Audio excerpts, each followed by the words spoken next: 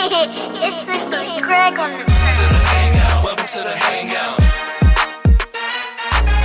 To the hangout, welcome to the hangout. To the hangout, welcome to the hangout. To the hangout, welcome to the hangout. Hey yo, see me and these dudes doing VR games, moving refuse, infuse with whatever topics we choose. If we stop it, we lose, so that's why we keep on dropping the news. And you know it's as a crew with the popular view. Includes X and Ray, co-host Bree, Millie, SC, and I'm Price, so you know we really bringing it live, us 5 in the hive. You liking this vibe? Then hit the thumbs up, like and subscribe. To the hangout, welcome to the hangout. I know you want to go. Yeah, baby. Yes, y'all. Yiggity, yes, y'all. I say a hip, a hop, a hippie to the hip hop. You don't stop it right to the bang, boogity, up, jump the boogie, and the boogie to the boogie beat. Hey, man, you already know, man. Hey, it's your boy Price, man. I'm up in this thing, man. You know who I got on the left of me, baby. It's me, SC. You know, name so nice, you gotta say that thing thrice. And over on the digital other side, who we get? What it do, world? Country Boy Ray, CBR, bringing them country tunes, and we gonna pass it on over. Yeah, boy. Ha ha ha. It is X the Unannounced, a.k.a. Mr. Music, a.k.a. Welcome to Hip Hop 50, a.k.a. The Boy. And last but not least, obviously. What's happening is the one Bree 40 Millie, aka the one Cold Designer. Y'all can check that out on Instagram, where I do all my little fancy, thumbnails. What's going on with y'all? Hey, What's up? Hey, man, it's you know what I'm saying? You 40, but hip-hop is 50, you know what I'm saying? So it's that day, man, you know what I'm talking about? We celebrating up in this thing today, man, you know? Hip-hop raised a lot of us, you know what I'm saying? You know, in a sense, it raised a lot of people. So to actually be here to honor hip-hop for his 50th birthday, man, it's just a special time, and it's a wonderful thing. Everywhere you look around, TV shows, award shows, radio shows, everything is representing hip hop, man, and giving us his props, man. So it's just a beautiful thing. When at one point in time, y'all know they didn't think this thing was gonna last too long. So it's a good day. It's a good day, Bree. You know what I mean? How everybody doing? Y'all good? Sure. Yeah, we good. I'm good. Yep. How y'all feeling? Hey, man. I'm trying to stay cool. Yeah. No, that's real. Yeah. Like, Bree, we need your weather, man. I'm telling you, send that rain this way. We'll take it. We were feeling like we need more of it. Yeah, man. Yeah. Mm-hmm. So.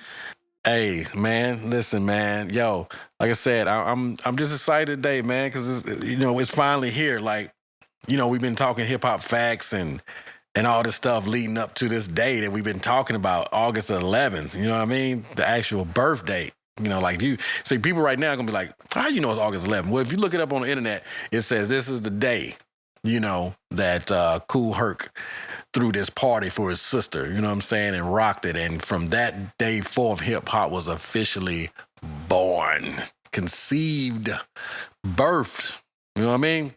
And 50 years later, here we go. So it's a wonderful thing, man. It's a good day. It's a good day. You know what I mean? Hey, but, here's the thing. It's a man's world, but it wouldn't be nothing without a girl. You know what I mean? And the reason I'm saying this is because, hey, man, it might have started off with Kool Herc, but, women came in here, man, they did their thing. You know what I'm saying? They came in there, did their thing. And I think the best thing to do really is to start off with some of that BMT news. You know what I mean? Yeah, man. So, just want to talk a little bit about, what women have contributed to this art form that we call hip hop. Rap has tended to be a male-dominated genre, of course, right? Until recent years saw a meteoric rise in the popularity of female rappers. This list will introduce you to the 10 of the best-selling female rappers of all time. Okay. The early days of hip-hop were tough for female artists, with very few venturing into the scene. But the 2 decades have seen a number of female rappers evolve into commercial powerhouses and viral sensations, ruling the charts with a host of multi-platinum records. But what does it actually mean to be a best-selling artist? There are two main ways to gauge monetary success in terms of music sales.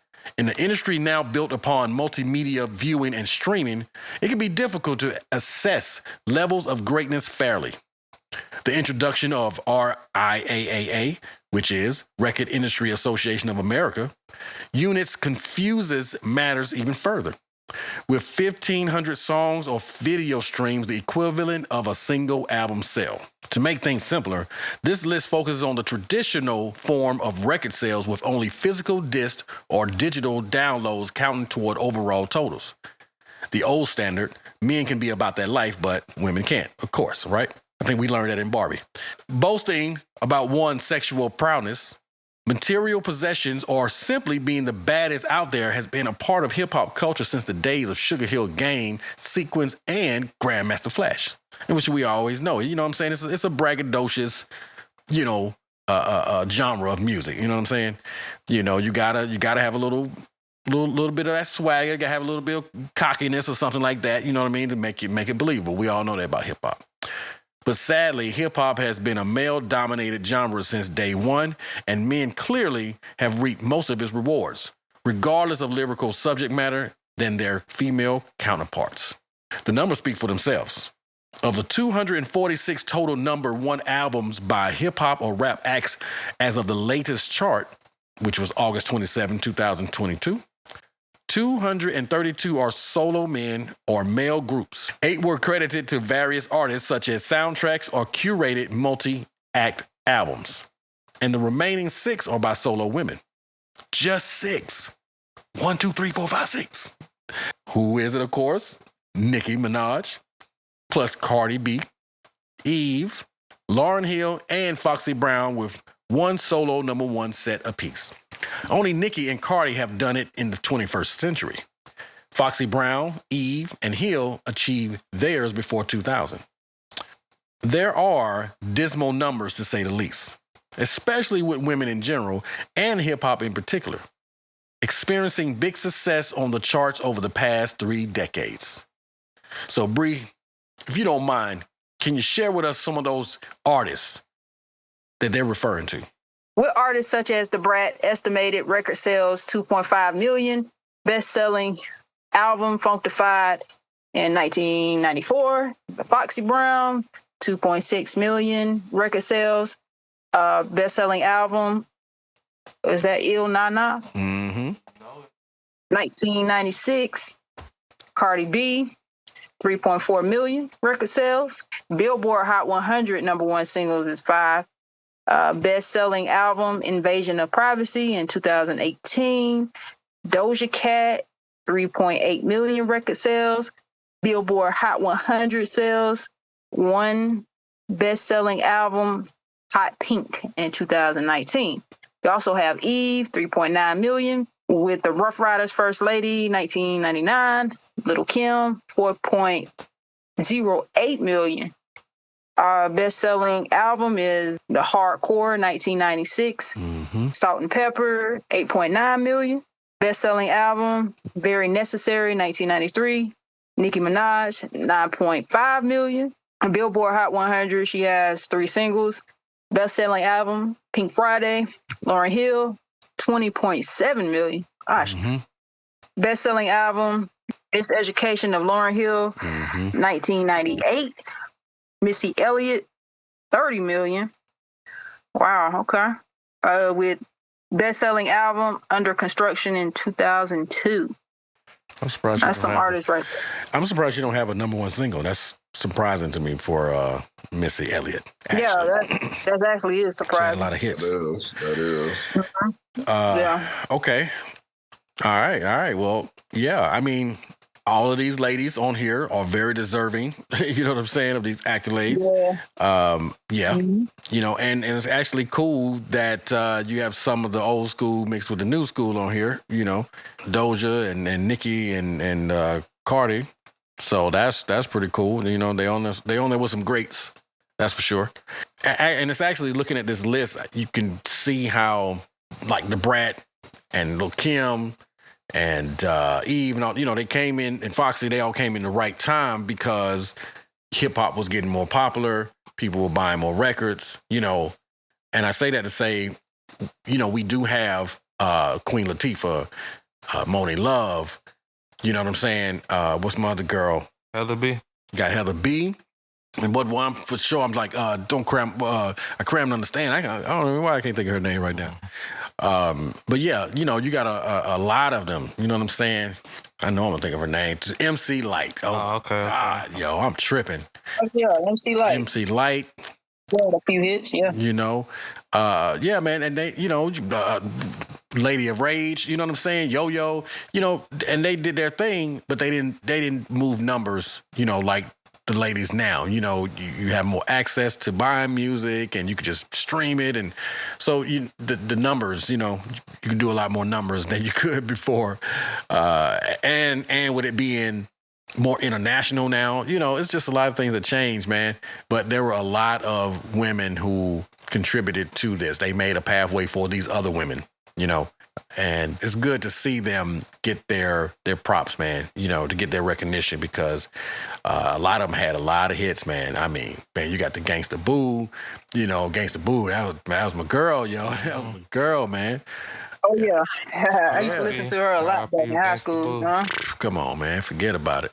Mm-hmm. R.I.P. for sure. Yeah, man. So R.I.P. Yeah, man, for real. Miss her.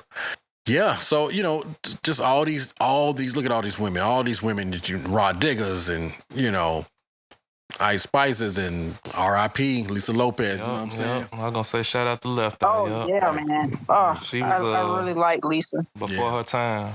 She got enlightened. She was on some other stuff. Absolutely, man. Absolutely. Look at all this.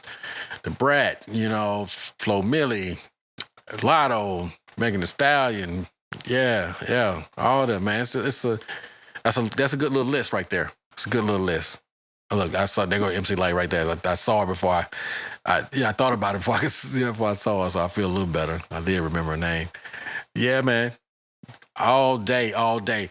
And when I see her now, she's hosting stuff and she's aging so well, and when I was younger, man, you always thought about like who, how they gonna be rapping, you can't see MC Hammer doing what he do, you know what I mean, at 50, 60 years old, and everything. So just to see, the women age gracefully is, it's a beautiful thing, man. It's a beautiful thing. These are our OGs and all this in the hip hop game, and to see them still look good, yo, hey man, because we know, it don't crack, baby. It don't crack. Just saying. Yolanda. Oh, I gotta mention China White because I know she went on a lot. Yeah. But I really like her. Yeah. Oh man. She had some classics with Little John. Oh man. A hot Bennigan's dinner. In the beginning of winter. Hey. And the artist Bia actually covered Lil Jon in China White's B.I.B.I. with Luda. Oh, okay. Yeah. That's what's up. Shout out to Coyle Ray, too. Yeah. She had a dope album that a lot of people were sleeping on, I feel. Yeah, man. We need to support that. Okay. B.I.B.I. B.I.B.I. That's what's up. Yeah, man. Yeah. A lot of talent with the ladies. So, ladies, we salute y'all. If y'all listening, saying for y'all that got, I'm pretty sure from everyone we've said, we missed somebody that one of these listeners are like, why y'all didn't say so-and-so? Like, I'm sorry, we might not know so-and-so is. So won't y'all just sound off in the comments? Put it in the comments. If we missed somebody, put it in the comments. Let us know who that artist was. No disrespect. They just, wasn't on our radar. But you can teach us just the same way we trying to teach y'all. If you got an artist out there that we missed, especially unheard of, unsigned hype type of deal, let us know, man. Let us know. We want to check them out for sure. And who knows? They might just make our hip hop fat. See how we did that? But yeah, man. So, hey, appreciate you letting us know about those 10 more, amazing ladies with all those album sales. There's a lot of money in between them. A lot of money. Good stuff. Appreciate you, Bree. And of course, always producer Timmy getting all this information for us and everything like that. Very knowledgeable stuff. And, and I back that up as a man. we know that it's been a man's game with a lot of stuff, you know what I mean? And when women have gotten their opportunities to do what they do, they've showed out. I mean, they came with it, and I mean, man, like I said, they opened doors for men as well. All of them played a major part in this, and I just want to say I appreciate y'all, man. So I don't know if any of y'all have any, particular artists, female artists out there besides what SC said that might do it for you. You know what I'm saying? Might have been that sound for you, CBR. I don't know if y'all got a particular lady. I know we mentioned Mercedes on No Limit. I think you mentioned Mercedes for other reasons. I did. I digress. Please. No. For me, man, as a consumer of music, I don't stop at just the men. You know what I'm saying? I don't stop at just R&B. I don't stop at country. I enjoy the ladies' music too, regardless of subject matter. I enjoy music. Period. So, nice. I grew up around LaShawna, Eve, Trina, then Nicki, and then Cardi, and then now everybody else. To see that kind of resurgence, the Remy Ma's, and I'm a connoisseur of music. Period. So as long as you flowing good and that beat rock, you got me. That's what's up. Where would we be without women? You know what I'm saying? And Not here. It's just you can't have 50 years of hip hop without women. No doubt. Let's just be honest. No doubt. Yep. Especially being that they birthed the men that you're listed to. You know what I mean? So yeah, you can't get around it.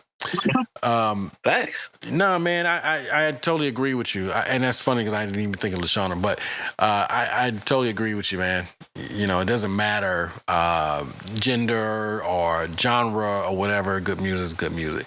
Definitely got to recognize that. I tell you threw some country in there, so you talking about this what they call, what's the new song they tripping? Because I got to shout out to Eclipse, man. He hit me up, said we need to cover this small town or something. What was it called?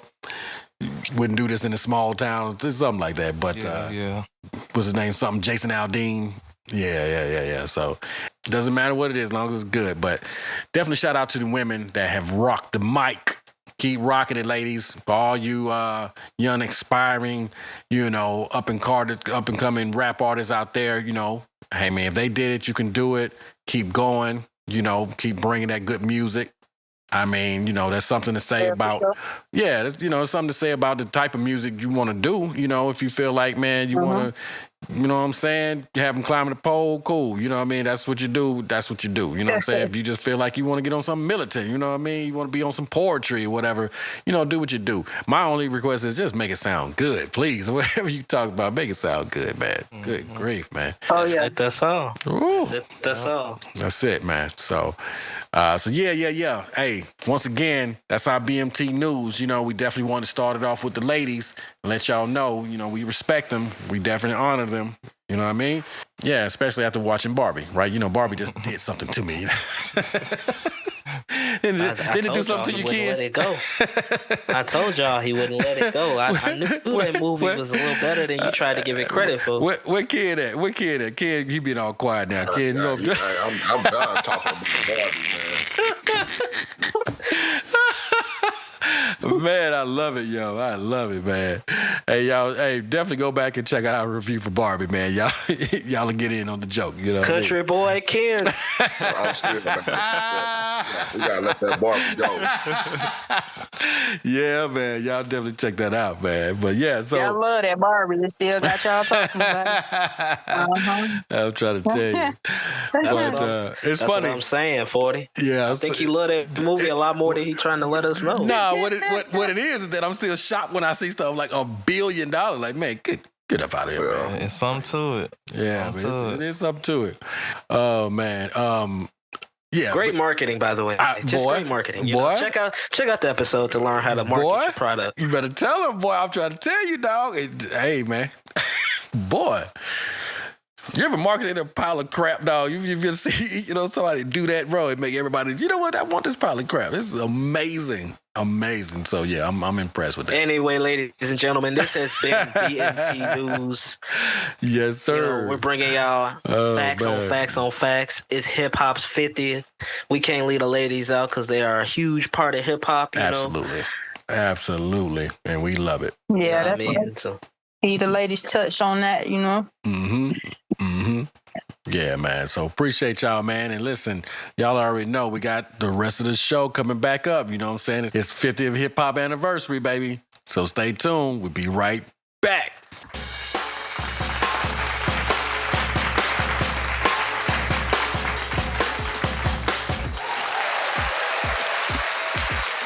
And we are back from this break. Hey, man, listen, you just getting here and just joining us, definitely go back. Check out that BMT News, man. You know how we start this thing off. Got a salute to the ladies, you know what I mean? And we definitely talked about their contribution to this thing we call hip-hop, baby. But now, hey, it's time. It's time. This is definitely what you've been waiting on, our hip-hop 50th anniversary discussion. Okay, well, we talk about, man. We talk about where it all started, man, where we get to now. And, this is what I've been working on all week, man. My top 5 list, baby. We all got a top 5. And we're going to break it down for you a little bit. But before we get into that, man, let's start this thing off, man, from the very beginning. Yeah, and so starting this thing off, man, from the very beginning, we got to give them a little class, a little tutorial, you know what I'm saying, a little background on where this thing actually started from. There's all type of, opinions, I would say, of where it started from, who started, so forth and so on. It's the same thing for me. This is what I've heard. This is what I read in Steve Stout's book. The Tanning of America. It's actually a really, really good book. So, definitely check that out, Steve Stout. But hip hop has a big birthday.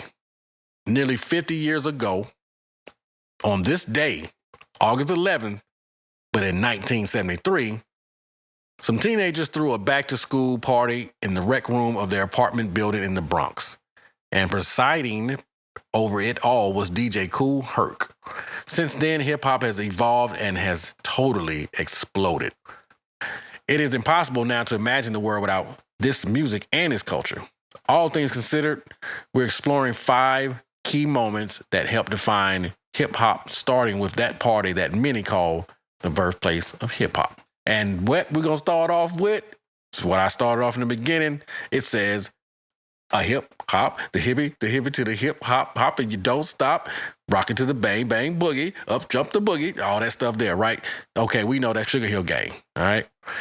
And, from there, I know we had Sequence, and as we talked about in one of our, hip hop facts, had Angie Stone in there that you didn't know, became a R&B artist. I think she, like I said, had a kid with, what's my boy? D'Angelo. You know what I'm saying? But she started off hip hop. Then of course you had Sugar Hill Records, actually. They were a major force. From Sugar Hill Records, of course, it branched off to Def Jam. Get Def Jam, and now you got what? Run DMC, LL Cool J's, Beastie Boys, all these people just coming along, starting all this thing off. And then from there, you get movies, right? Beat Street, Crush Groove, Breaking 1, Breaking 2, Electric Boogaloo. You know what I mean? Tougher Than Leather, House Parties. Yo, you know what I mean? To the 8 Miles. You know what I'm saying, man? Just hip-hop just growing and growing and growing and growing. And it has been an amazing, amazing ride. I feel like my parents in the sense of when they saw something birth, when they saw first time James Brown did a split, or, you know what I mean? The moonwalking before, Michael popularized it. It's just, I feel like them now.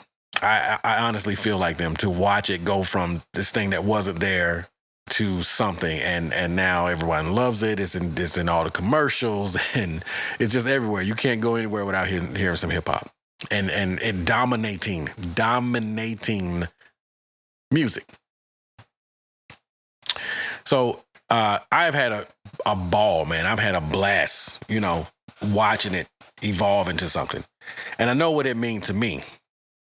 But what I want to do is I want to talk to my co-host and just see what hip hop means to y'all.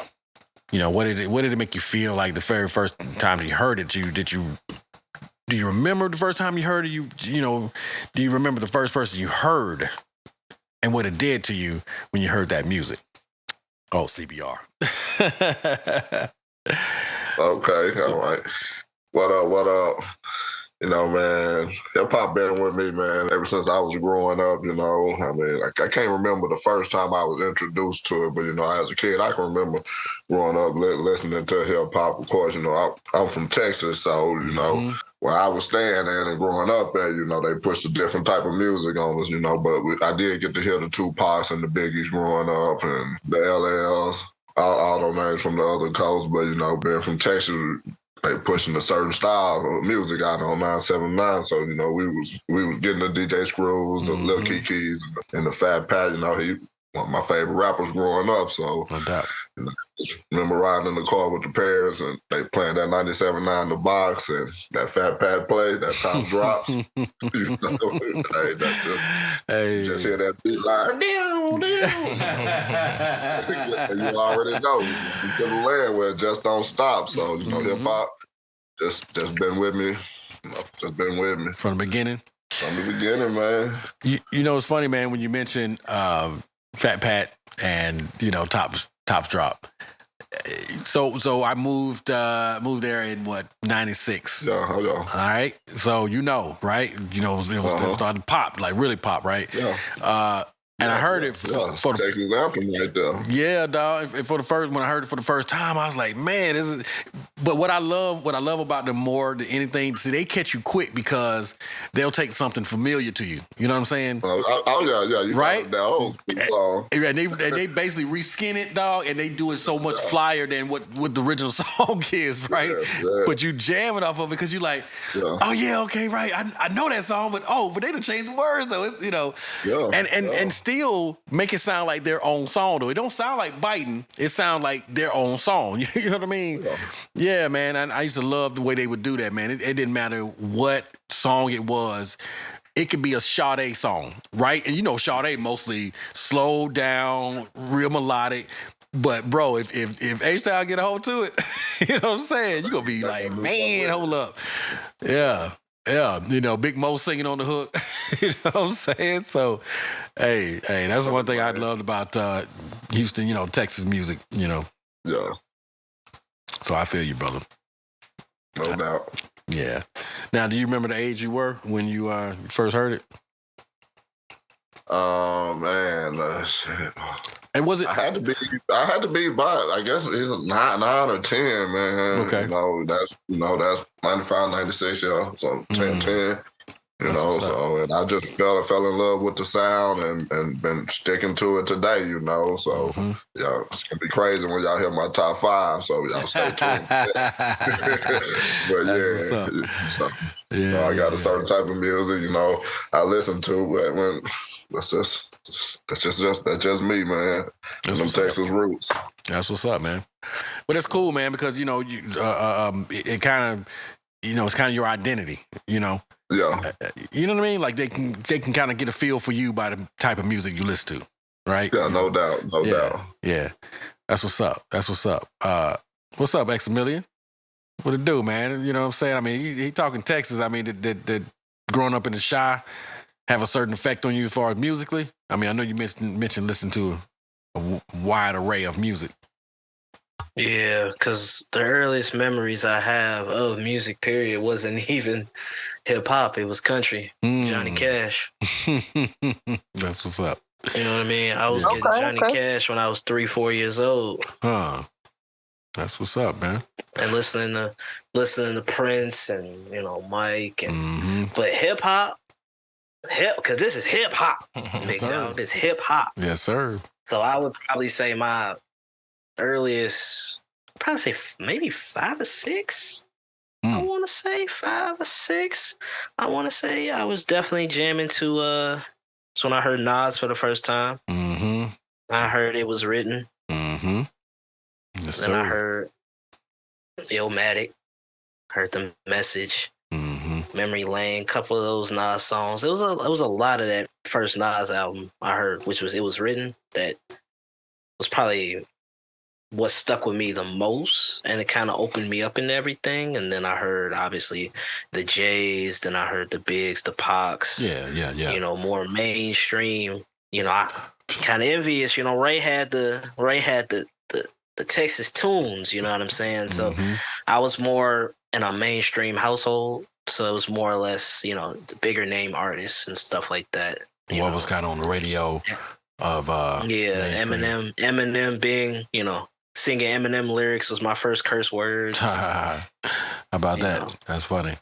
My earliest recollection of hip hop and small stuff like that, I remember the most. You know. Well, it's funny that you mentioned Nas because that, as I was just saying, with Ray, like you can kind of see someone's identity based on the music. I can see that for you because he's a very thought-provoking dude. You know what I'm saying? And you know that's how you are. You know, like the way you talk, you sound like Nas. You be talking sometimes, they be like, "Yeah, man, I'm just gonna go to Africa, yo." And I'm like, you know what I'm saying? Me and my shorty, we going to Africa, man. And we I just wanna take the kids over there. Yeah, I mean, get a lay of the land, let them see the wealth that's over there. You know, and try to bring it back over here and spread the word to my people. Right. You know, like especially when you talking to D-Benz, like, yo, when the last time you read a book, yo? You know what I'm saying? Never, mother. Nah, but anyway, that's a little belly. That's a little belly for y'all. But nah, man, that's cool. I can definitely see that about you, bro. I can see that. But yeah. Appreciate that.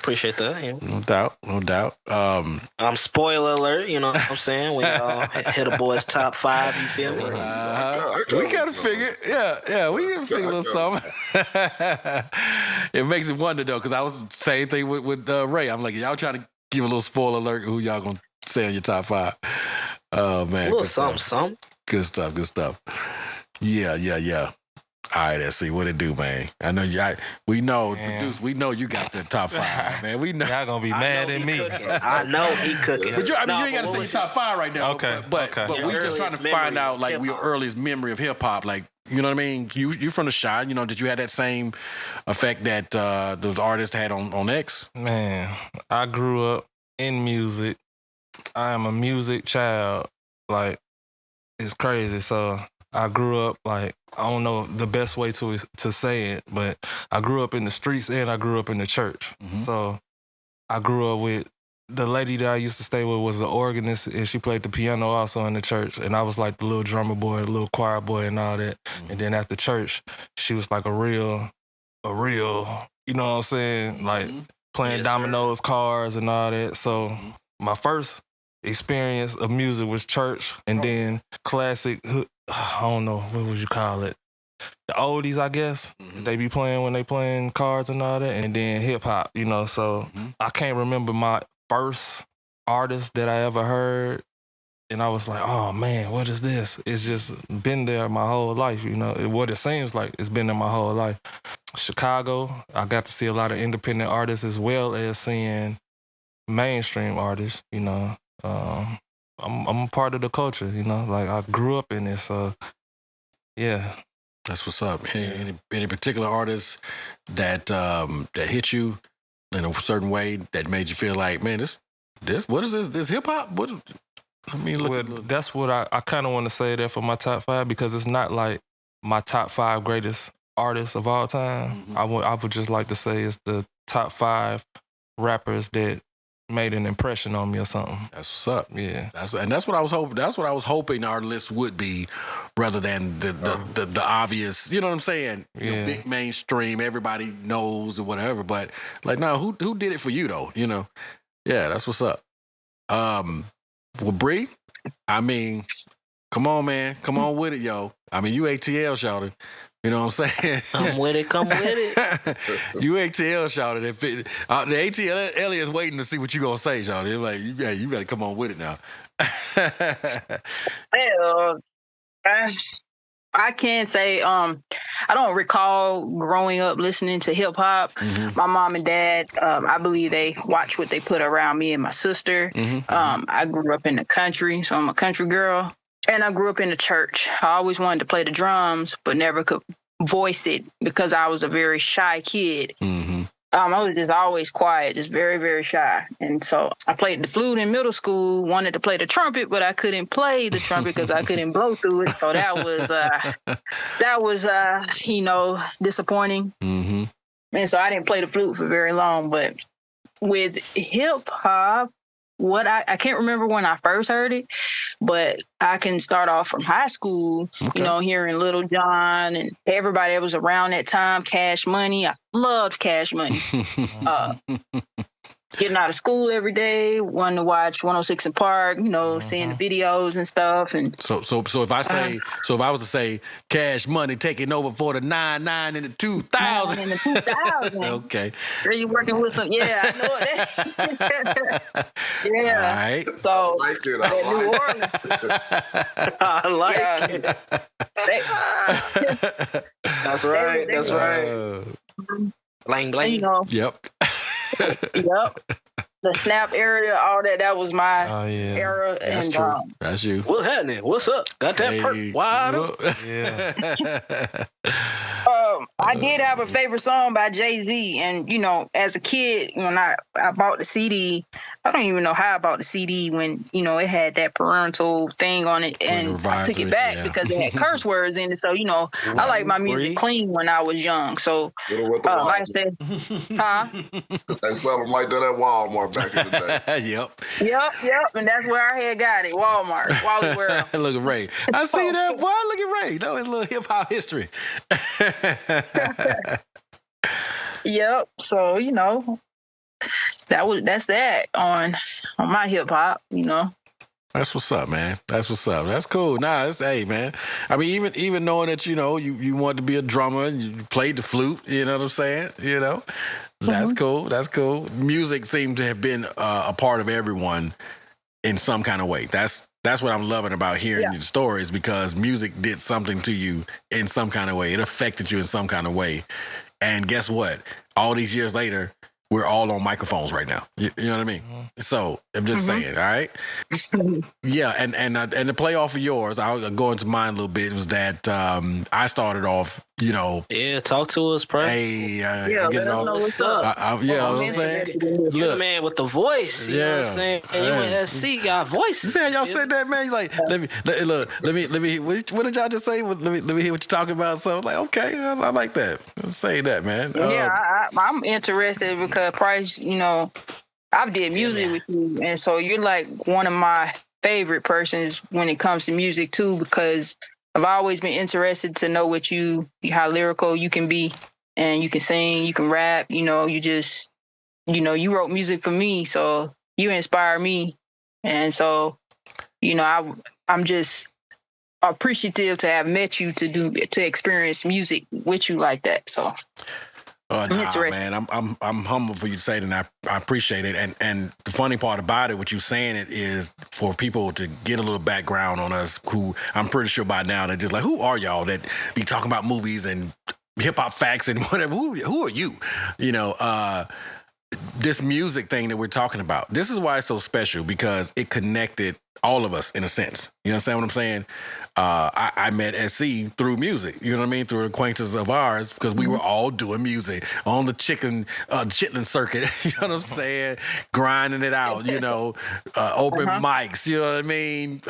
Feels like home club. We had our own little club, you know what I mean? People don't know that, but we had our own little spot that we performed in, right? And we brought a couple people in there, made them spend a little money in the bar, you know what I'm talking about? So, hey man, it was a beautiful thing to watch how hip-hop connected us all. And yeah, Bree, it's been an honor, you know what I'm saying, meeting all y'all through this thing and having that thing that we're all connected to because we all have songs with each other. You know, I can always listen to, you know, God forbid anything was to happen to any of us, we're immortal in the sense of y'all can always hear my voice. I can always hear y'all voice. You know what I mean? You know, if I ever feel some kind of way. So you saying I could get a feature? Yeah, you need to go ahead and get a feature. Right, exactly. See, this is what we doing right here. We still making history because I can hear your voice, CBR. I can hear them country tunes, you know what I'm saying? Whatever I want to, you know what I mean? But yeah, no, man, it for me, it started back with the orchestra, you know, just like SC grew up in the church, you know, did my choir thing in the church. I did my chorus thing at school. You know, played in the orchestra. I played the violin. You know what I'm saying? You know, that's what I was doing. You know, I wanted to play in the band, but moms wanted me, you know, in the orchestra. You know what I'm saying? Do a little something different, which I'm not mad about it. You know, I know moms was trying to give me, you know, culture. You know what I'm saying? You know, and of course, you know, have me going against the grain a little bit, doing something differently. You know, and I appreciate it because I can say that I played the violin at one point in time. You know, it's not a lot of black people that play the violins, right? You know. So you know, for real, yeah, you know, especially when I wanted to learn guitar, I wanted to learn drums. Like, right. I was kind of more into because 808s is everything to me. Right, I love the 808s, so drums was always there. But the way Prince and like other artists would use guitar riffs and stuff, it allured me there. Right. So to hear you say I learned an instrument like the violin, and like I've played the clarinet, I've played the saxophone, like. Woodwind instruments, you know what I'm saying? So I wouldn't have guessed it, you know? Yeah, man. Yeah, I was in there with my chin on the thing, holding it, taking the little bow off, you know what I'm saying, and plucking the thing, you know what I mean, doing all that crazy stuff, and you know, and it was cool, man. But even still, with that, as you were mentioning earlier, you know, for where I went to with music, I learned a lot of stuff through different genres of music, and I feel like that's what hip hop is to me. You know, it's like a mashup of a bunch of genres. There is some country in it. There is some jazz. You know, there is some blues. You know what I mean? Some R&B. It's just a mixture of everything because hip hop doesn't really have a style in a sense. Whatever your style is it. You know what I mean? Is it? Yep. And like you say, X, as long as you got some 808 behind it, some, you know what I mean? We already know. Before you even get to all of that, your head got a nod. We cooking, dog. You know what I mean? Yeah, we cooking, dog. Your head got a nod first. You know what I'm saying? You know, if I'm sitting there listening to SC make a beat, I know when my head start bobbing, then I'm okay. Now I'm working on the lyrics. You know what I'm saying? Now I'm working on what I want to say because I got my head moving now, right? And that's what we all know. Like if you put on some hip hop, man, and just put it on and have a bunch of black people just sitting in a little crowd, watch their heads. Their heads gonna be nod. You know what I'm saying? That's what we do. You know, we feel it. That like you said, that 808, if it does something to us, man. You know, that's why that one episode of Chappelle Show is so funny when he shows the difference between what white people do when they hear a guitar and what black people do when they hear the drums. Yo, it's crazy. Oh yeah, but it's so real. That skit, bro. Yeah, it's so stereotypical, but it's so real though. You know what I'm saying? Like, and then don't forget the Latin culture and you know the Spanish guitar. The Spanish guitar, right? The sambas and man, for sure. But I love it. But yeah, man. So for me, it started off with that, and you know, like he said, the choir and the choruses and so forth and so on. And then I want to believe that one of my first ones was actually, you know, Run DMC. And Run DMC was just like super cool to me back then, man. You know what I'm saying? They were just some cool dudes because they did it all. Like they did stuff with Aerosmith. You know what I'm saying? You know, it didn't matter. It didn't matter. They rocked it. Whatever they did, they rocked it, you know. And, you know, of course, they had their Adidas, and if they sitting across their arms, you know what I'm saying, looking how extra hard, you know what I mean? You know, it was just some fly dudes. And then, you know, when LL came into the game, man, LL was just a cool dude, man. You know, cool dude, but smooth with the ladies, you know. So everybody wanted to be like LL, you know what I mean, with the Kangos, you know what I mean, all that stuff there, the track suits and stuff. It was a fun time, man. Like hip hop was rebellious. Hip hop was fun. You know what I mean? You know, it was like something you're not kind of supposed to be doing, But when you do it, you feel cool. You feel cool because you're listening to it. Like, that's how cool hip hop is. It makes you feel cool listening to it. You know what I mean? It makes you look cool. Like, if you ride down the street, you bumping some hip hop, man, everybody looking, turn their head. You know what I mean? You lean in the right way. You look cool, right? So, Right. but the other thing that it did for me, and I guess why I do promote that book by Steve Stout, The Tanning of America, is because one of the lines he said in there made perfect sense. And I know all of you are going to get this when I say it, was that before the internet, you know, before all of that other stuff, you know, was a thing that you could just pick up your phone and find some information, hip hop was our CNN. You know what I mean? Like, we didn't have a black people didn't have a CNN. We didn't have a news right, you know, news outlet for us. Like, we just heard whatever they said about us on Fox and ABC and whatever. Yeah, some black people stole some stuff again and did something. They was arrested and da da da. You know, that's just all you got. You know, they sold some crack and that's just all you got. But hip hop was our CNN. It told us what was going on in the street. You know what I'm saying? Hey, man, y'all better watch out. Them boys, you know what I'm saying? They jumping out on you. You know what I mean? Watch out for the Jakes. Watch out for the Red Dogs, Jump Out Boys, or whatever. You know, they told you what was going on in the street. And they gave you history. You know what I'm saying? You know, 400 years of us, you know, if you hear some Chuck D and some Public Enemy, man, boy, hey, just pull out your pen, you know what I'm saying? Write some stuff down and get ready to learn, because, you know, they educate you, you know, on a lot of stuff. You know, you had the Poor Righteous Teachers, you had X-Clan, you know, with Sissy, you know what I mean? You know, you had a lot of stuff, man, where initially it started off as our CNN, it started off as our way to communicate with each other. And I thought about this a lot. I'm telling y'all, I really, like, seriously having to think about this show and think about our top 5 and stuff. It made me really think about what hip hop truly is. If you know, back in the day when slavery, right, when they had, like, Harriet Tubman was freeing slaves and so forth under the Underground Railroad and stuff, they sung songs. Like, the slaves sung songs, and while they're working and singing these songs, the masters and all that, they don't know that they basically talking to each other, basically saying, hey, we're gonna meet at this certain tree at this certain time to meet Harriet Tubman and go on the, you know what I mean? Like, they was singing it, but they didn't know. So that's what hip hop is to me. It's like it was our way to communicate with each other, that no one else knew what we was really talking about, because we use slang, you know what I'm saying? You know, all type of stuff, but we know what we talking about. And that's what I equated to was the slaves singing, you know, in the fields, but talking about, hey, we're going to meet Harriet and we're going to get about you. You know what I'm saying? Tonight. Yeah. You know what I'm saying? Right? And so, Yeah. when I read that book, man, he mentioned that it was CNN to us. I'm like, that makes perfect sense. And it was a father, it was a mother to some people who didn't have mothers and fathers. You know, they was just out on the streets trying to get it. You know, I mean, from DMX's book, you read his book, which I did. I think it was 7 to 8 years old. He was kicked out of his house, and he had to go out there and survive. You know, and that's how he got into robbing people and so forth and so on and all that stuff. But hip hop helped. You know what I'm saying? Along with God, you know what I mean? Help him, give him that thing, that talent to do.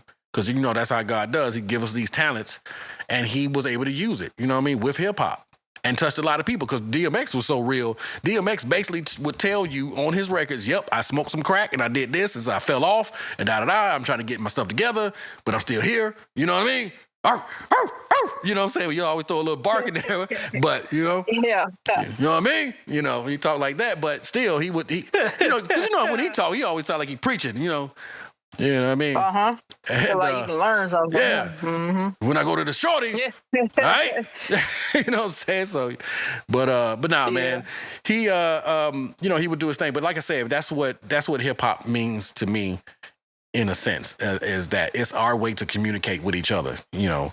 And I'm not gonna say that it's still not doing it. You know, I do think of it more of as a party vibe now more than anything. But there, at one point in time, there was a time when we used to communicate with each other with certain things that we would talk about and try to help each other, help uplift each other, and tell us what, you know, to watch out for and things, man. So anyway, man, that's what hip hop did to me. That's how it touched me. It made me feel like this is our secret thing, right? Like, this is an exclusive club that only we're allowed into, you know? And if you got into it, then you was basically going against the system. You knew, like, if you come over here, we go against the machine over here. You know what I'm saying? We don't run it with the machine. We going against it. And unfortunately, you know what I mean? You can't stop it. I mean, it's kind of hard to stop it. I mean, corporate gets into it, you know, and, you know, they do what they do. I mean, it is what it is. But it also helped grow. See, it's a catch-22 because hip-hop needed to grow, though. You know what I mean? Corporate had to get involved so hip-hop could grow and reach areas that we weren't able to reach, basically, you know? So there's a catch-22 to it. You know what I'm saying? But that's what it means to me, man. So I just had to get that off my chest for that old school feel. But had to get that off my chest, man, because I want people to know that hip hop isn't this one-dimensional thing to me. You know, it really means a lot. I think it has the power to change lives. You know, music becomes this subconscious thing. Like, how many times have you heard a song that you really, really don't like, yet you find yourself singing that song in the shower for some reason, right? You know what I'm saying?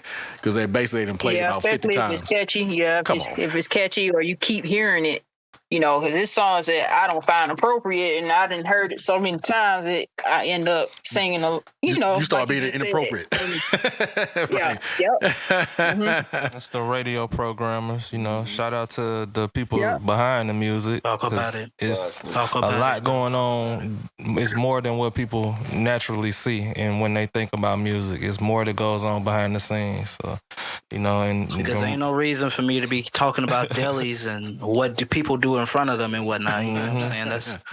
That's just ridiculous. ISIS. Yeah, man. Yeah, man. I actually like that song, by the way. What song y'all talking about? Because I'm Ice Spice. Respect. Okay. That's what's up. Yeah, Ice Spice. I like her as an artist. That's what's up. Now, school me on this Ice Spice thing, man. I mean, because is she the daughter of one of the Spice Girls or something? I mean, she just took the name. He couldn't wait to say that one. He couldn't wait to say that one. I'm curious, man. I mean, because I don't know. I'm seriously, bro. School me on it, because I'm telling you, you know, I'm out the loop. You know what I mean? She's a rapper from New York. I don't know much about Ice Spice. I just know that I've heard of her first song, And much. that song. I remember hearing that song, and she's a laid back artist to me. She don't do too much, you know. She just do a lot of her trash talk through her music, and she doesn't start any drama. So, you know, I like that. She be throwing little shots in there. Her and Lotto got a little back and forth going on. Okay. Yeah, hopefully they get that together and you know, show a better what's the word, leadership for the young people that's watching them, you know. For sure. Yeah. But if you don't know, you don't know. And she making a sprinkle in the, well, I ain't gonna say a sprinkle, she making a big wave in the music industry, and it's been co-signed by Nicki Minaj too, you know, so you know. Yeah, man. Okay. Well, yeah, not for me. I just, like I said, I just curious is she related to one of the Spice Girls, you know what I'm saying? You know, since she decided to take that name, you know. But I mean, that's cool, man. I mean, hey, you know, run it. Like I said, you got the one artist named Bia, you know what I'm saying? So yeah, Bia. I want to feel like she got it from that song. You know, it'd be cool. But no, I feel you too, Bria, man. I hope they. You know, here's the funny thing about hip hop. You need the you need the little kind of challenges, you know what I'm saying, with artists. You need the kind of you know what I'm trying to say, competition, basically. You know, you do need that. But as we have seen when it got to the Pacs and the Biggies and you know what I mean, you know, the Nipseys and you know, and everybody else or whatever, it goes too far, right? And then it just now it taints it, you know, it taints that music and it gives it that thing that's connected to of negativity and you know and so forth and so on. I mean, because we obviously lost two great artists that we really didn't have to lose, you know. And at the time, right? At the time, you know, that East Coast West, it was exciting, right? You know what I'm saying? You reading up on it and vibe, and you're like, oh man, what's going on? And you know, not realizing how much you feeding into it, giving it more ammunition, you know what I'm saying? And then you think about it later, like, oh man, these were some 24, 25-year-old young men, basically, right? Yeah. But for some reason when we was younger, like they sounded so much older. Like I don't know why Pac seemed like he was 40 years old or something. You know what I'm saying? Like that dude seemed like he done lived here before or something. You know, same with Biggie. Man, they just sound so old. And now that I'm the age that I am, way past their age, I'm like they were just some young dudes, man. You know, like they barely got a chance to see what life was really about. You know, like a partner of mine, you know, shout out to MD, man. Just, you know, you got a line in one of his raps like, man, don't even know what life about. You know, you already gone. So it's a sad thing, man. Like we got a lot of good music out of them, but man, I sure would have enjoyed watching them dudes grow old. You know what I mean? Yeah. For sure. You know, so yeah, man. I mean, we've had a lot of good times in hip hop. We've had some bad times in hip hop, you know, unfortunately, and things that I hope that people have learned from. You know, I even listened to Ice Cube interview not too long ago, and he was, you know, just mentioning a lot of stuff, man, about, you know, people dying off fentanyl and, you know, and everything like that, man. And it's like, yo, I think Ed Lover put it perfectly. Like back in the day, the rappers were dope dealers. You know what I'm saying? And now they're dope users, right? You know what I'm saying? Like, you know, it's just like drug after drug after drug after drug. Like, come on, yo. You know. I wanna slide something in there real quick. Pause. Back in the day. Yeah, my bad. Back in the day. Resume though, my guy. The real people that was in the streets, they thought rappers was corny. They didn't want to be rappers. And then it got to the point where I'm presuming a couple of them got in the game and started recognizing, oh, I can get paid off of this. You know what I'm saying? I can get paid, but they were still in the streets, kind of. So they was trying to balance both sides, and that's how it started to become, trappers is rappers now. You know, and then we came on to, like you said, they starting to become junkie rappers. Mm-hmm.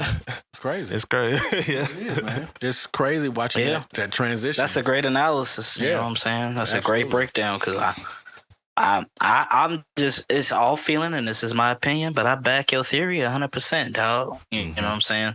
As far as watching it and growing with it and seeing the changes, especially going from dope dealers to dope users, it's crazy.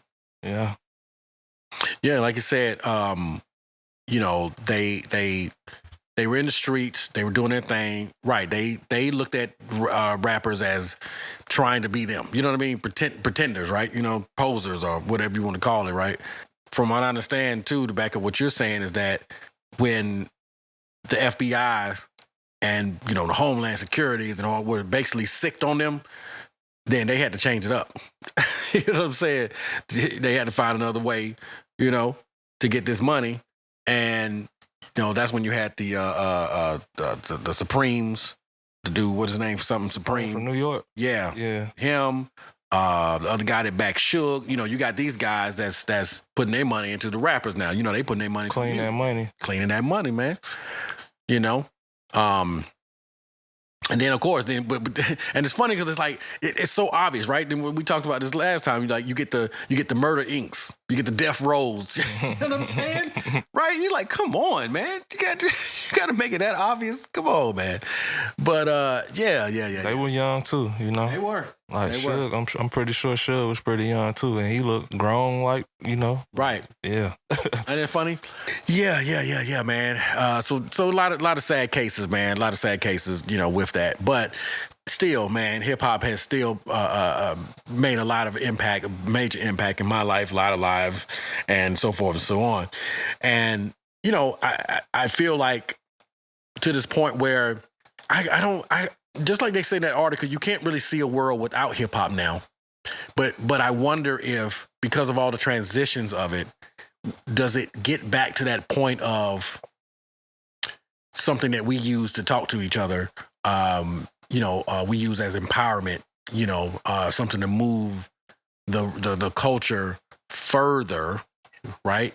You know what I'm saying? Like once people grow up, like they're young, like it's a young person's game. I mean, we know that. That's pretty much a young person's game. It's not, you know, I mean, Jay-Z's and whoever who already established, of course, you still can move some numbers, but for the most part, we know it's a young person's game.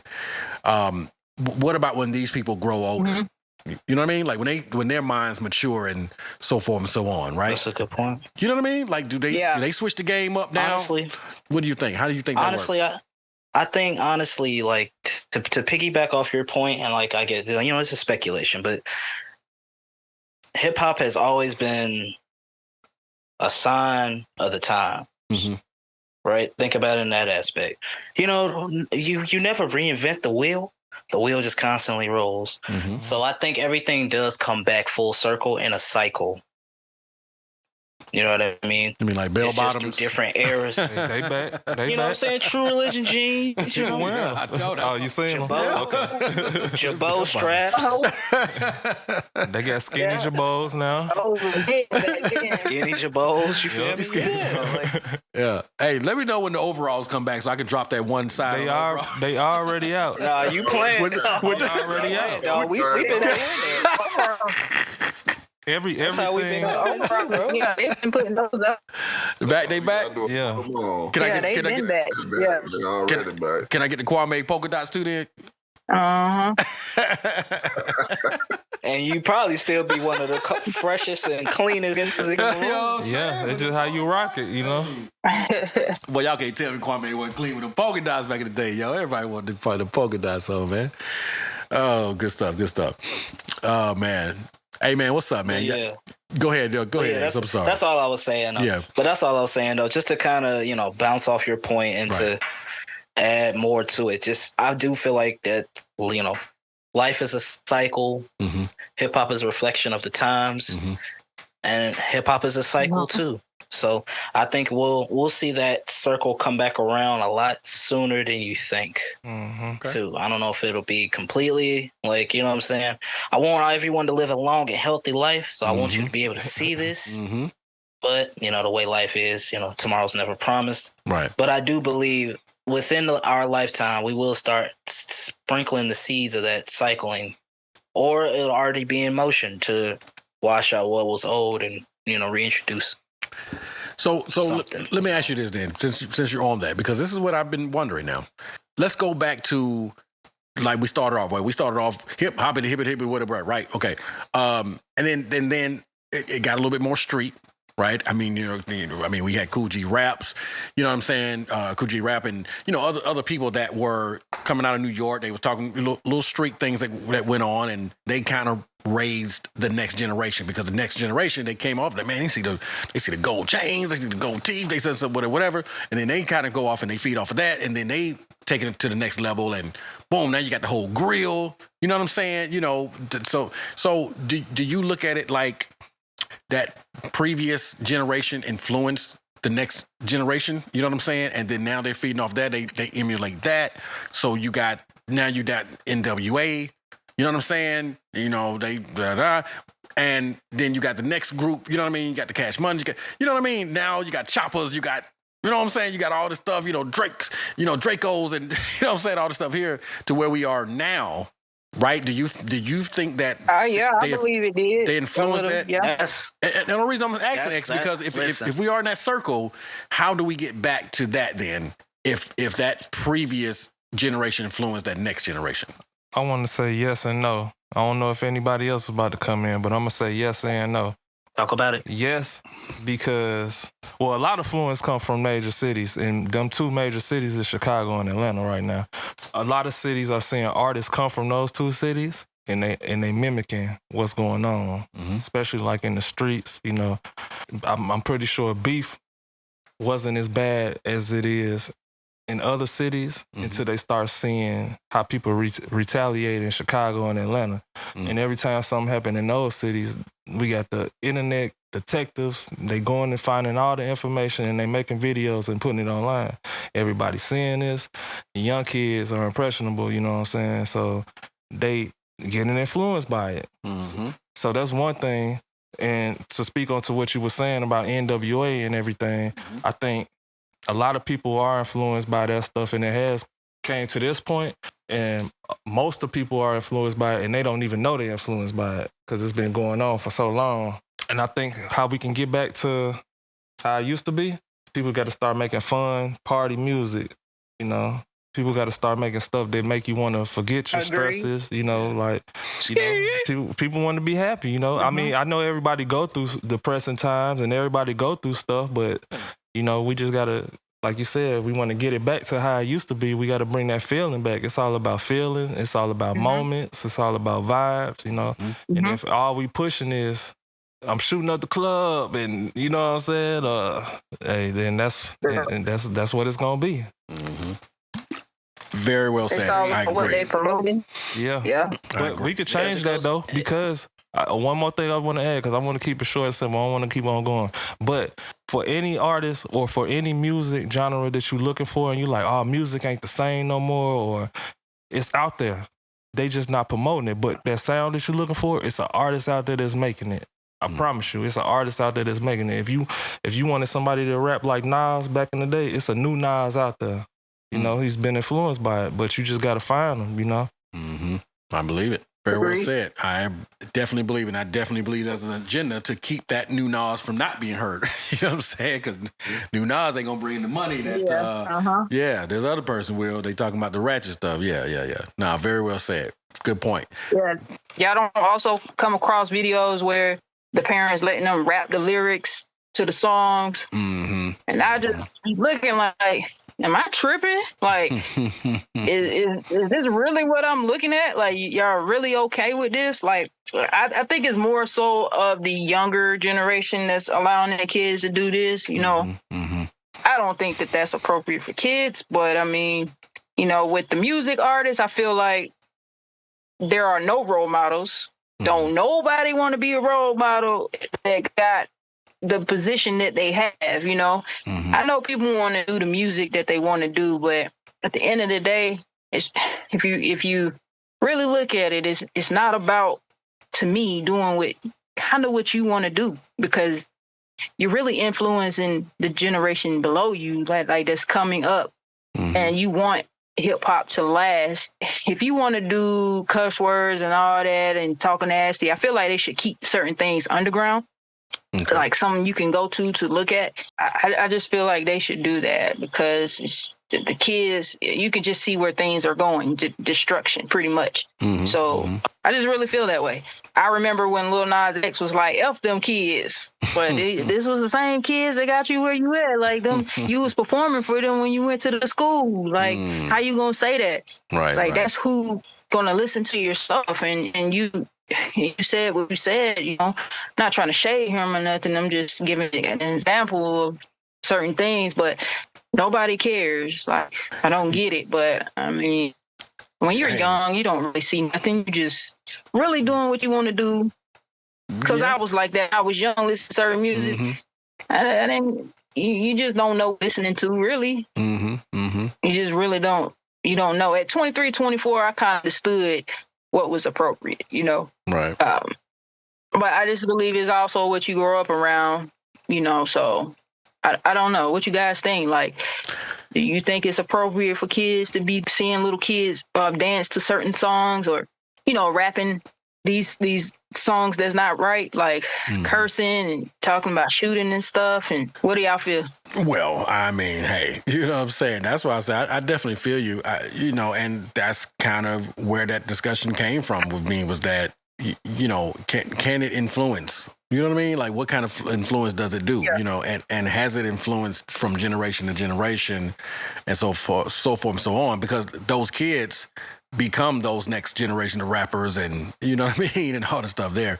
And it's a learned behavior. That's the thing. Even, you know, racism, everything. You know, it's a learned behavior. And it's what you put out there for your kids, you know, and as parents, we have a certain responsibility, you know, to try to shield them from certain things. You know, it's harder now. I mean, like, man, like my kids, it wasn't as much access to the internet as they have now. It was, but you know what I mean? Not as much now, to where they didn't have a phone to a certain age, you know, and so now, like, man, little bitty kids got access to a whole bunch of stuff. So I feel for those parents now that's got to try to shield those kids from, like, how do you do it? You know what I mean? Like, even if you took their stuff away. Well, it's hard. Yeah, it's hard, because they make it to where the parents have to work hard to pay for bills and stuff, and you can't. It's hard to manage your kids, get groceries, got to feed them, got to do this and got to do that. And so basically, the internet is raising your child. You know what I mean? That's how they making it rough. They making it. Yeah. And how they take it over, trying to push certain things on our generation, so younger generation. So it just sucks all the way around. Yeah, man. You know, every rapper don't have to be the same, because if it was the same, it'd be nothing different. But I do think that they need to have an equality for positive music and other music that people want to do, because they just pushing the same thing. It's getting very draining, to be honest. Yeah, hey man, that's what makes the money, you know. But like SC said, those people are out there. You just now have to do the work to get to them. You know what I mean? You know, now you actually got to go on that scavenger hunt to get to the music you want to hear, because that's not what they want to push. They want to push the other stuff. The other stuff, man, it sells. It sells. It makes you buy clothes. It makes you buy products. You know what I'm saying? Liquor. You know what I mean? It makes you, you know what I'm saying? It's an agenda. There's no doubt about it. It's definitely an agenda. But you know, that's not to say all music is tainted or all hip hop is bad or nothing like that. You know what I'm saying? Like my man said, you just got to look for it. You got to find that artist that you like. You know what I mean? Stick with their stuff. You know, and do it like that. Now, I will say that's the good thing about where we are nowadays, is that you have a wide variety of stuff that you can choose from now. Now you don't have to just listen to what's on the radio. You can go and stream what you only want to watch or listen to and filter out the rest. You know what I mean? We do have those capabilities now that you can do that, you know. And like you said, Bree, you can get clean versions of stuff. You know, I listen to LL Cool J's Rock the Bells, and they have a clean version of everything that they play. You know, if you just want to hear the clean stuff, you can do that, you know. So that is a good thing about where we are now. You know, and there are those people who are strong enough to say, nah, man, I ain't with all that. I don't listen to that. I'm gonna listen to this over here, you know, and that's cool, you know. But you know, come on, man. I mean, we know how it is. A lot of people are followers to a sense, you know. They kind of want to see what's the new cool thing. You know, they wait for everybody else to tell them what's cool, you know, what to wear, so forth and so on. You know, and that's just what it is. So they have a section for those people too, which is the main section that you hear now. But no. It's a good point that you made, Bree. X, I thought you wanted to bring something in. I didn't know if you wanted to piggyback off of that, but if you didn't, I wanted to definitely feel what Ray felt about it, and then we was going to drop that next part of this discussion. You know what I mean? No, I mean, I was just echoing everybody else's sentiment, you know. Right. The influences are there, you know what I mean? The tide is changing, like you said. To bring my point home, pretty much. The variety is out there that you seek. You know, it might not be the popular mainstream. I mean, shout out to them RDC boys and DreamCon, but you know, there's a whole section, you know what I'm saying? There's anime music, like for what you like, it's out there for you. You know what I mean? And it's blended out there that you just have to go out and find. You have to support it. You got to take care of it. And enough of us can get in that community to overtake the main. It takes time, and the seeds of change is there. It's slow, but it's there. You know what I mean? So it won't. That's why, to circle it all the way back to our point of everything is a cycle. I think everybody's era influences the generations after. And I think with the times and change of everything that's going on in the world, everything else changes too, and that includes the music. So I just feel like it's coming. And I think it's coming a lot sooner than we all think. But it's on the horizon. There's a shift going on. I feel, as Thanos would say, bring balance to the world. Hey, I feel it. I said that too a couple months ago. It's a shift coming to the music industry. Hey, I agree with you, brother. But yeah, that's all. I can't wait to hit CBR's take, though, man. You know what I'm saying? I had to keep mine short and sweet.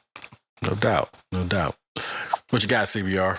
The kids, they listen to what the parents listen to, you know. I got my two little ones, and, you know, obviously I don't listen to this new stuff, so they gonna get what I'm listening to. So they're screwed. Yeah, they know it too, so yeah, they always listening, man. So they pick up on these songs. So oh man, we don't listen to the radio in my car, and unfortunately, you know, I ain't looking forward to the new music that's dropping. As long as I got my playlist and what's on there and what I like, you know, I'm happy with that. When I'm listening to the radio sometimes, you know, satellite radio, and I find this new song here and there, and I slide it in my rotation. I'm like, okay, that's hot, you know. But you said that's far in between. Yeah. Yeah. See, guys, it's possible. It's a slow build, but even it's a slow CBR build to the finale. But can get a new song balance will be restored. every We month. might have to snap our fingers and get rid of half the universe. Yeah. But Like I said, if you catch my ear, I'll put you in that rotation. No If you doubt. catch my ear. No doubt. It's funny you say really that. 'Cause catch my ear, then I'll start looking into you. Yeah. And I believe you though, because I remember even we was talking about Coily Ray at one point in time, and then that song that she had. You know what I'm saying? What is the boss song? What is it called? Girls are players too. Girls Play. Right. And I heard you shout that out. I would say, okay, he rock with us. Hey, she got a decent album, man, and they ain't promoting it. Like, so when you say artists that's need to be doing something for change, I think she one of them artists, but we don't hear too many people talking about it like that. And I follow up with, the artists that's pushing music out and stuff, so I don't know. yeah, you know what I'm saying? Y'all want to trash the girl and talk about how much she's selling, but not peer into the content that she's talking about. That's crazy. Good music. That's what's up. Yeah, got some go. Yeah, I like her. That's what's Yeah, up. she's straight. No doubt. Yeah, man. But that's cool, man. Now we appreciate that, man. And yeah, shout out to your kids, man. Jam and Screw. You know what I'm talking about? We some screwheads over there. Already. Well, that's cool, man. Cool. Well, hey, listen, man. It just reminds me of why I rock with y'all. You know what I mean? Y'all have good hearts. You all have a love for hip hop. It definitely meant something to you. It touched you in some kind of way at one point in time in your life. Pause, X. So, yeah, I'm glad to hear all that, man. For real. Because that's what it's like a setup, man. We needed to let everyone know what we feel about hip hop. So when we tell them what our top 5 is, they understand exactly why we chose the people that we chose and why we stand behind that. So let's go ahead and drop, man. Let's just drop this top 5, man, on them. You know what I'm saying? Because I thought they've been waiting. Like, let's just see who y'all listening to then. Mr. Texas, Mr. Chi-Towns, you know what I'm saying? ATLs, what are y'all listening to over there? You know what I mean? So let's go ahead and get into these top 5 hip hop artists that we chose. And listen, let me tell y'all something now. This wasn't easy. Please believe this. This was not an easy task. Like, kind of going into it, I was a little cocky, thinking come on, man. I've been listening to hip hop my whole life. You know what I mean? Ain't gonna be nothing to put top 5 people up in here. And then when I started really thinking about it and the songs, and then I felt like, we need a top 10, right? You know what I mean? It's like, this is not enough people. But it really made me think about the playlist and the people that I listen to and why they influence me and so forth and so on. So hey man, this is like, I need to do like ding, ding, ding, ding, you know what I mean? Like bout fight up in here, man, because this is about to get serious up in here, man. So the only question is, who's brave enough to go first? Who's brave enough to drop their 5 first, man? That's what I'm talking about. Oh, listen to the silence. Listen to the dogs barking in the background, y'all. Listen, look at the heartbeat. Somebody nervous. I'm nervous. I'm nervous. Okay. Hold on. Because now I got to do this because it's back in there. Ooh, ladies first. Ladies first. Y'all know about that Queen Latifah, Moni Love. You know what I mean? Okay. What's up, Bree? You the bravest one. Bree, the bravest one, man. Let's do this, Bree. Well, this was hard for me, you know what I mean? Because it's a lot of artists, and I know that it might have been somebody I wanted to put there, but I just chose off of, I don't know, I just made my list of who I'm kind of listening to currently. Mm-hmm. But maybe one artist out here I used to listen to back when I was in school. Mm-hmm. So, quick question, are we going from like 1 to 5 or 5 to 1? How we doing this? 5 to 1, man. Well, what we 5, can do is start at your lowest one, go all the way up to number 1, man. You know it. No, we do. Save the person that you know is number 1 for last. Okay, well, it's like y'all say, it's truly hard because I just didn't know who to put in at my number 5. But this artist is. Oh, what do I say? It was hard. You was brave at first. Not really. Right. This person, they say that she's not hip hop artists. Like they're going back and forth between pop and hip hop. And so, like I said, I love pop music. So they're trying to figure out which one she's in. But I'm gonna put her in at rap because that's what it sounds like to me. Still sound pop, but she do have this new song she just came out with. Is just my favorite song. So it was hard because I wanted to put Cash Money there, or Yo Gotti or T.I. So, but I'm going to put Doja Cat because I love Doja Cat's music. Okay. I think she's lyrical. I just really like her. And I'm going to say she has some things that are, strange to some people, but I don't pay attention to that. I just listen to the music. So. Well, wait. Well, hold on now. But Doja Cat. What's strange? What, elaborate on that a little bit. Doja Cat, she kind of like the way she dressed. I kind of got She ain't got no eyebrows right now. She done cut her hair. She going through. I don't know if she going through something right now. She cut her eyebrows off? She on her own journey right now. I think she going through something in the music industry because she did say that it was working her too hard, and she is over there in Hollywood. So Hollyweird is you never know what it's doing to people. So I really think she's going through something. Okay. Or they're making her push something that she don't want to push. Because that kind of goes into my point, like you just brought up, Paint the Town Red, and she got demonic stuff in that vid. So she did that on purpose. That's very true. And all of that's on purpose. All of it. I know it's all of it is on purpose. Just wanted to get your take on that too. You know what I mean? I mean, on purpose to push a message, or like I said, I don't look at the video. I have seen it, but I just like the song. I just try not to look at videos that are demonic. I just listen to the song. But that's one of my favorite songs I heard. But I like that song she got with Gucci. Like that. That's one of my favorites. And that video, it's sending out some signals, some signs, some symbolism in that I don't really care for. But she did do her thing on the song. So that's tricky, I don't know. Huh? I see why you was battling with this one here. Yeah. Okay. All right. Like that is hot pink, if I'm not mistaken. Oh, yeah, you're right. Hot pink. It might have been. Just the name of the album. But she can. I like that video. I like that song. She can dance. You can tell she can move. I like her artistry and her music. So I know she's very talented with that. And her first song called Rules. I really like that song too. Oh yeah, I like that too. Got that Kendrick flow on there. Okay. Yes. And she sounds like Eminem on that other song, that new song she got called Attention. I think did she redo a UGK song or something, if I wasn't mistaken? International Players or something like that? Because I could have sworn I just heard about Bun B, giving her the okay, basically, to do it. She kind of flipped it or something in a way. But unless it ain't came out yet. Yeah. Okay. I mean, she is working on an album. Okay. As we speak. So. Okay. Gotcha.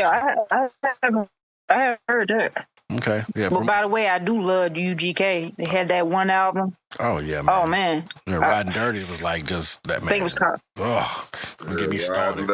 Come on, man. Man, oh man. MC. Yeah.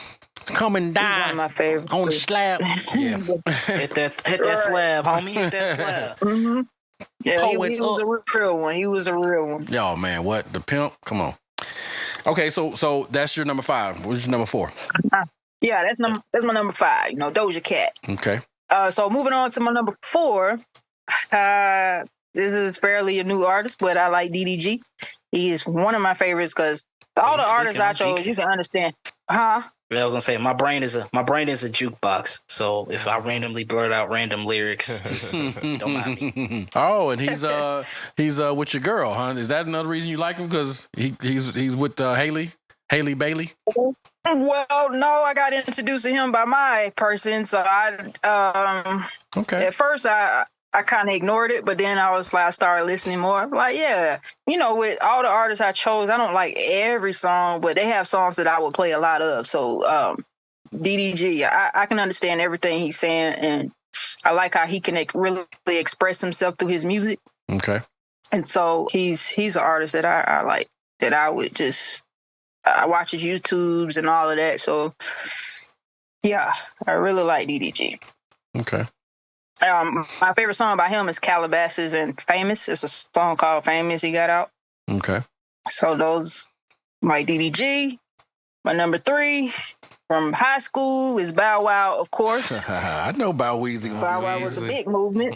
I know he gonna be. Oh yeah. You know what? He was a big movement for me in my school years. No doubt. My favorite song by him is Bounce With Me and Off the Glass. Many people don't know about Off the Glass, but that song was from his album Doggy Bag. The very last song. Now my last 2. My number 2 is Tupac. Oh, 2 for Tupac. All right. Yes, because Tupac was very Feel real, me. and he made all kind of music. He was just talented, man, just too talented. That's what's My up. favorite song by him is Changes, Future and Talent. See, I see no changes. All I see is racist faces. Yeah, man. Yeah, because a lot of things he's saying is really going on, so He was a poet for sure. really admire Tupac. And he's very smart, so I know he read a lot of books and stuff like that, so... I mean, his mom was he was a Black Panther. You know what I'm saying? He had, revolutionaries around him. I am a revolutionary. But yeah, no, he had a lot of people around him, man. Real smart. Yeah, no doubt. So I'll make this fast. Moving on to my number 1. Not make it. This was hard because, like I said, I'm not a big hip hop person, so these are just people I would listen to. But it's Nicki Minaj because Nicki is very lyrical, very, very, very lyrical. That cannot be taken away from her at all. Okay. So you excited for Pink Friday too? Yeah. I'm excited for whatever she does because I don't know.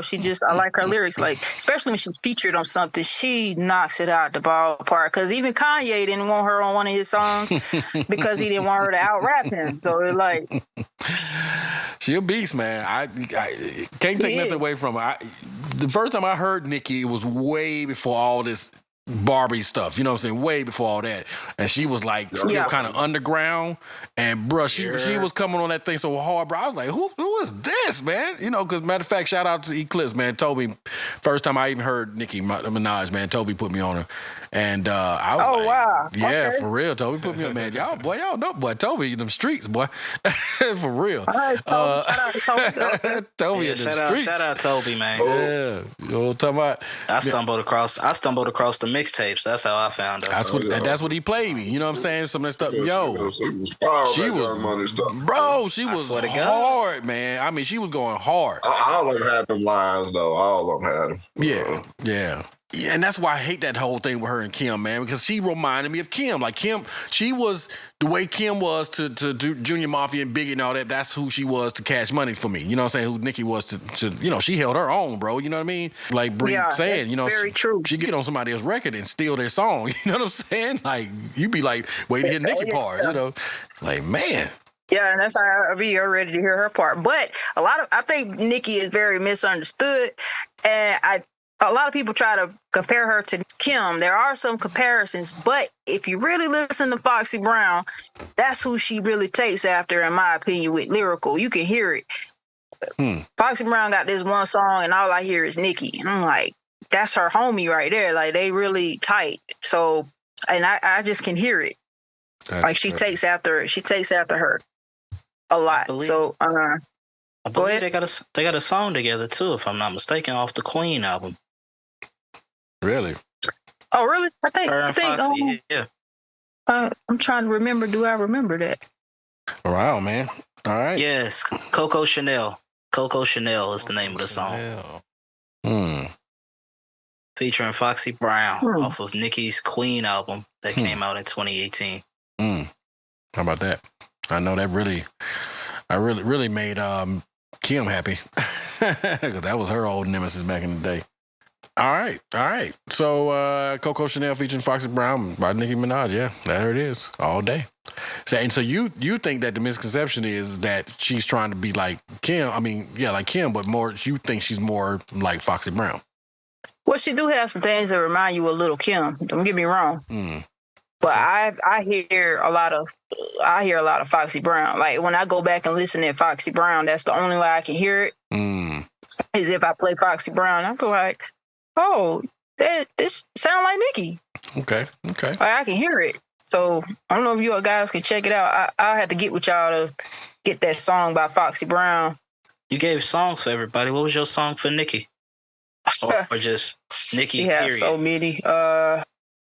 It's hard to choose. Yeah, just Nikki, period. I like Moment for Life because I like songs that has like something you can really hear like a message in too. So I like Moment for Life and Your Love. But it's more that I wanted to say, but I just leave it with those. They have it on here. Like, was Nicki Minaj inspired by Foxy Brown's?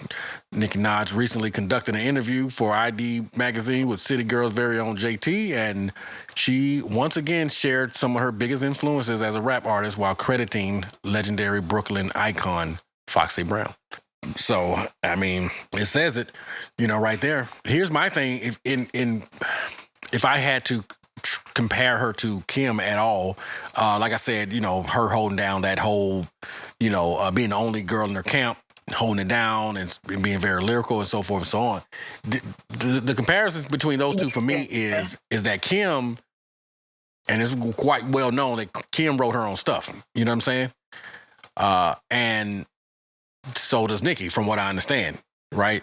The only thing about Foxy, which is so Little Kim wrote all her stuff. Lil' Kim wrote her stuff. Yes. Biggie wrote some lines. I thought somebody wrote it for her, like Biggie. A line or two, but she wrote most of her stuff though. Like most of her music, you know what I mean? Most of her stuff. But on the other hand, with Foxy, like it's well known that like Jay-Z wrote a whole rap, or I think Nas was writing for Biggie, was writing for Foxy at one point in time. As he was writing for Charlie Baltimore and so forth and so on. But I will stand on the on what I'm saying as far as Kim writing at least the majority of her songs compared to Foxy, I would say. From the research I've done with those two is that Kim wrote most of her stuff compared to Foxy, who pretty much, you know what I mean, had a lot of ghostwriter going on. That's good to me. Okay. Yeah. But and from what I hear with Nicki, man, it's believable to me that she writes her own stuff. You know what I'm saying? I mean, she's pretty consistent with her, her punchlines and other stuff that she does. Man, she's pretty consistent with it. She don't really sound different in a sense. I'm not saying she doesn't change her stuff up, but she sounds consistent as Nicki snaps. You know what I'm saying? When you hear her on a verse, she gonna snap. She gonna say something. You're gonna be like, oh man, that was hard. No, you definitely. I really wish Left Eye had did more because she had that song she got with Darnell Jones. Man, that. Oh yeah. Man, say what? That verse she did on there was. Yeah, Darnell Jones. A little unknown that song fact right there, man. She really. A little unknown fact about Left Eye. She did a little collab with R. Kelly, and she signed the group Black. I don't know if you remember 808. Oh yeah.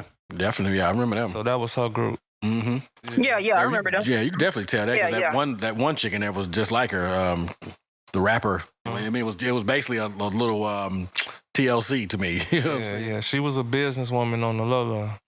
Lisa was. Oh, very talented. Yep. Good stuff. And I like the fact that I got a chance to meet her sister. Oh, for real? Okay. Yeah, we had like a movie shooting at my mom's house one time, and she was there. That's what's up. And I got a chance to meet her and take a picture with her. Nice. So she was pretty cool. It's been a while ago, but yeah, I still have that picture. Matter of fact. That's what's up, man. Yeah. She was definitely dope. I like the fact that she, she had the little thing when she burned down Andre Rison's house. You know what I mean? And she put that in her rap, you know what I'm saying? I was like, that was dope, you know what I mean? She was like, I'm the lady keep the flames rising to the top, you know what I'm saying? I was like, oh, that's hard, bro. You know what I'm saying? She basically put it in there, admitting it, and turned it into a dope line, you know what I'm saying, in the rap. So thought that was real fly of her. All right, cool, man. Nice little list you got going on there, partner. Man, all right. I'm impressed. I appreciate it. Yeah. It was tough. Okay, so we got Doja Cat, DDG, Bow Wow, Yo, Tupac, and Nicki Nicki. Minaj to close it out. Okay. Absolutely. I don't know who too many people that can argue with that. You know what I'm saying? Some solid people on there. very solid list. You know what I mean? I appreciate it. No doubt. A lot Good of job. range too. For sure. For sure. I was thinking that same thing. Yeah, a lot of range. All right. Brave Soul, number 2. What it do? What we got? CBR, you gonna back that up, man? Come on, you X. just I gonna know let her you drop? wanna do it. I know, right? You just gonna let her drop that list on you, bro? I got it. You have it. There he got it. Let me have it. Let the 2 country folks go. So yeah, man. Let's see. I don't know. You know, this list was real hard for me, man. But I came down and I got it, man. It was tough. I had to leave some people out. I'm still mad at myself for doing it. Bro. I know, right? Yeah. So these your faves then? Yeah. These the people that's in my rotation the most, you know. So That's what's up. Okay.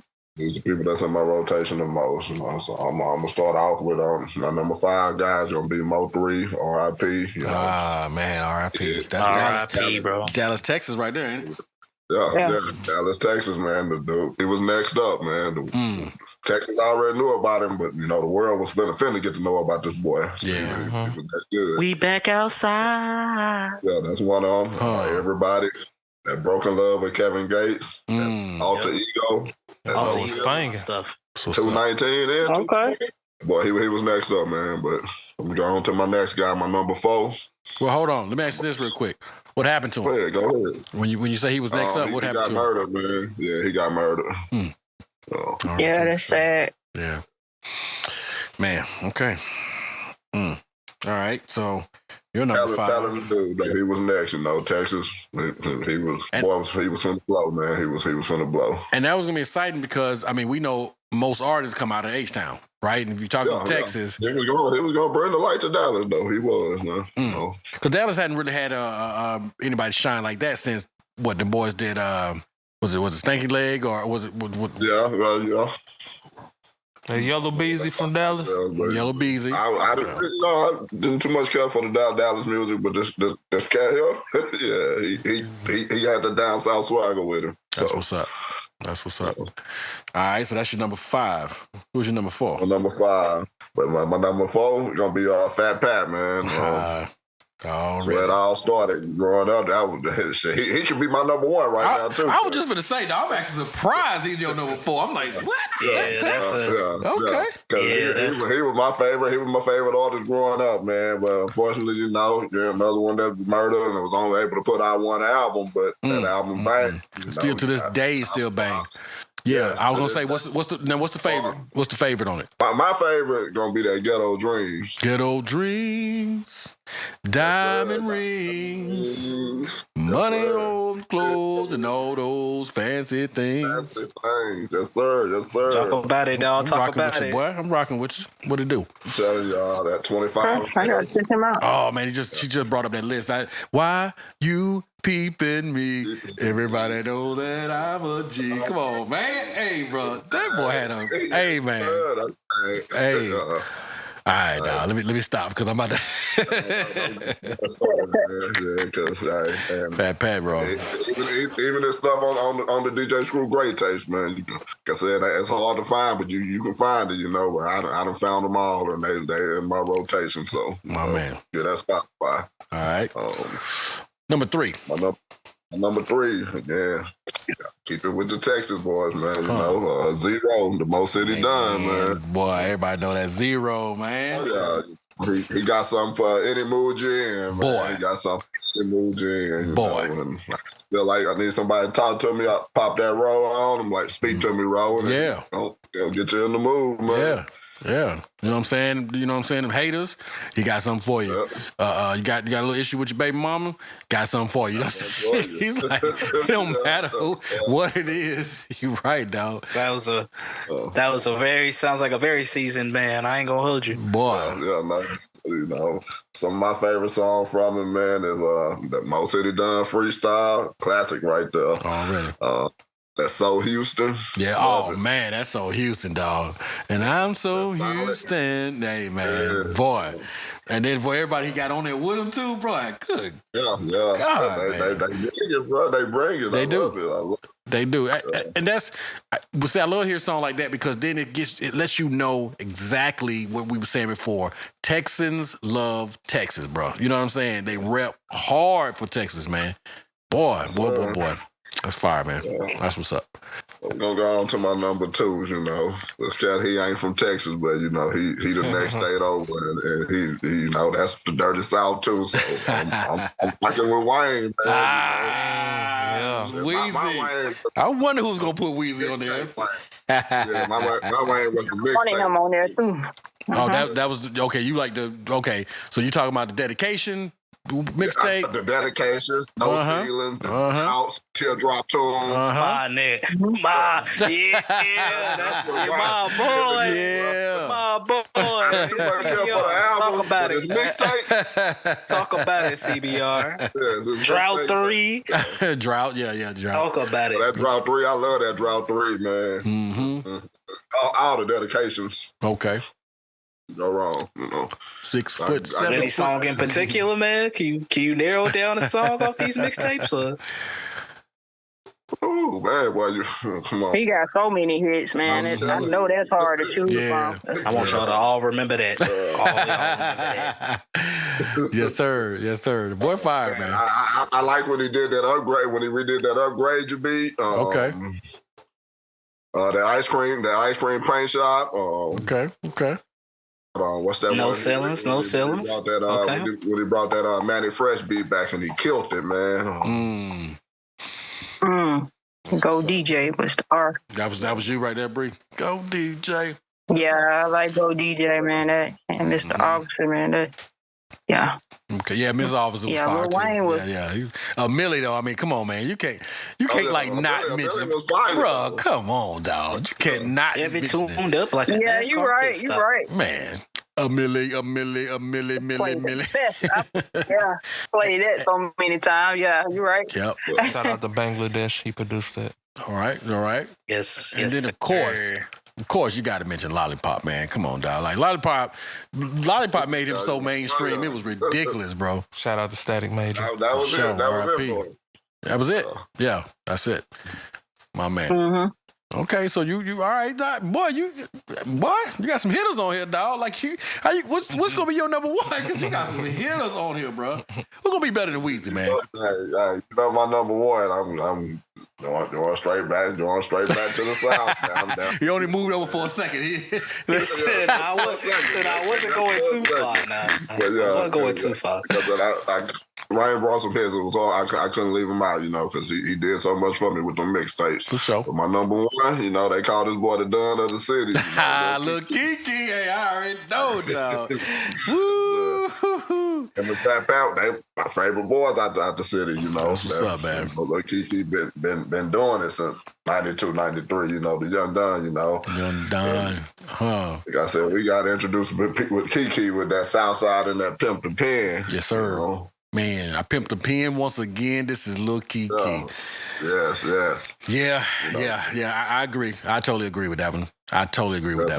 And that album, Don't Mess with Texas. Come on, bro. Still a banger, you know. Yeah. He was also doing some mixtapes too, man. The album before the album, 1 through 5. Mm-hmm. He got one particular one with Bigger Rankin and Duval. He did one with him. It's called Only the Strong Survive, and that thing got some heat on it. That's what's up. Okay. Yeah. Okay. All right. Yeah, you're gonna have a couple people they be like, man, let me listen to this song, man. You know what I'm saying? That's what he talking about. I'm telling you. Yeah. But yeah, those are my top 5 right there that got my ear today. That's what's up, man. That's what's up, dog. Hey, all solid. All solid. I don't think anybody can argue with that. You know what I'm saying? So we got Mo 3, Yep. Fat Pat, Zero, Lil Wayne, and Mixtape Lil Wayne, though. Mixtape Lil Wayne. Look, mixtape. Sorry, man. Mixtape Wayne. Mixtape Weezy. Mixtape Wayne. Okay. And then, of course, Lil Kiki.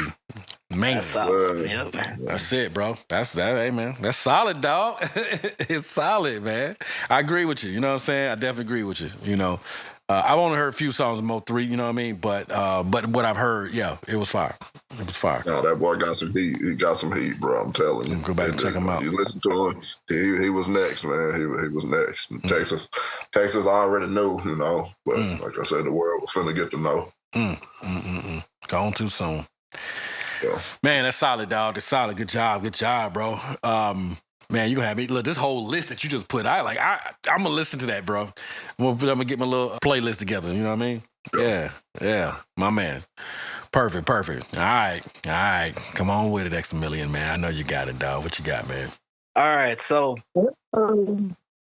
I think Price, you touched on it earlier. I'm more of a thoughtful kind of, deep-rooted kind of guy. You know what I'm saying? Sure. So my list kind of pertains to artists who I was there to feel it. And, like, I got memories with these songs. You know what I'm saying? Like, it's something that I can just not only throw on, just like if I don't want to spin what's out currently, or some of these artists are still putting out new stuff to this day that I'm still enjoying, and they're catching up. And that variety that we were talking about earlier, about how there's the mainstream, but you still got to find the stuff.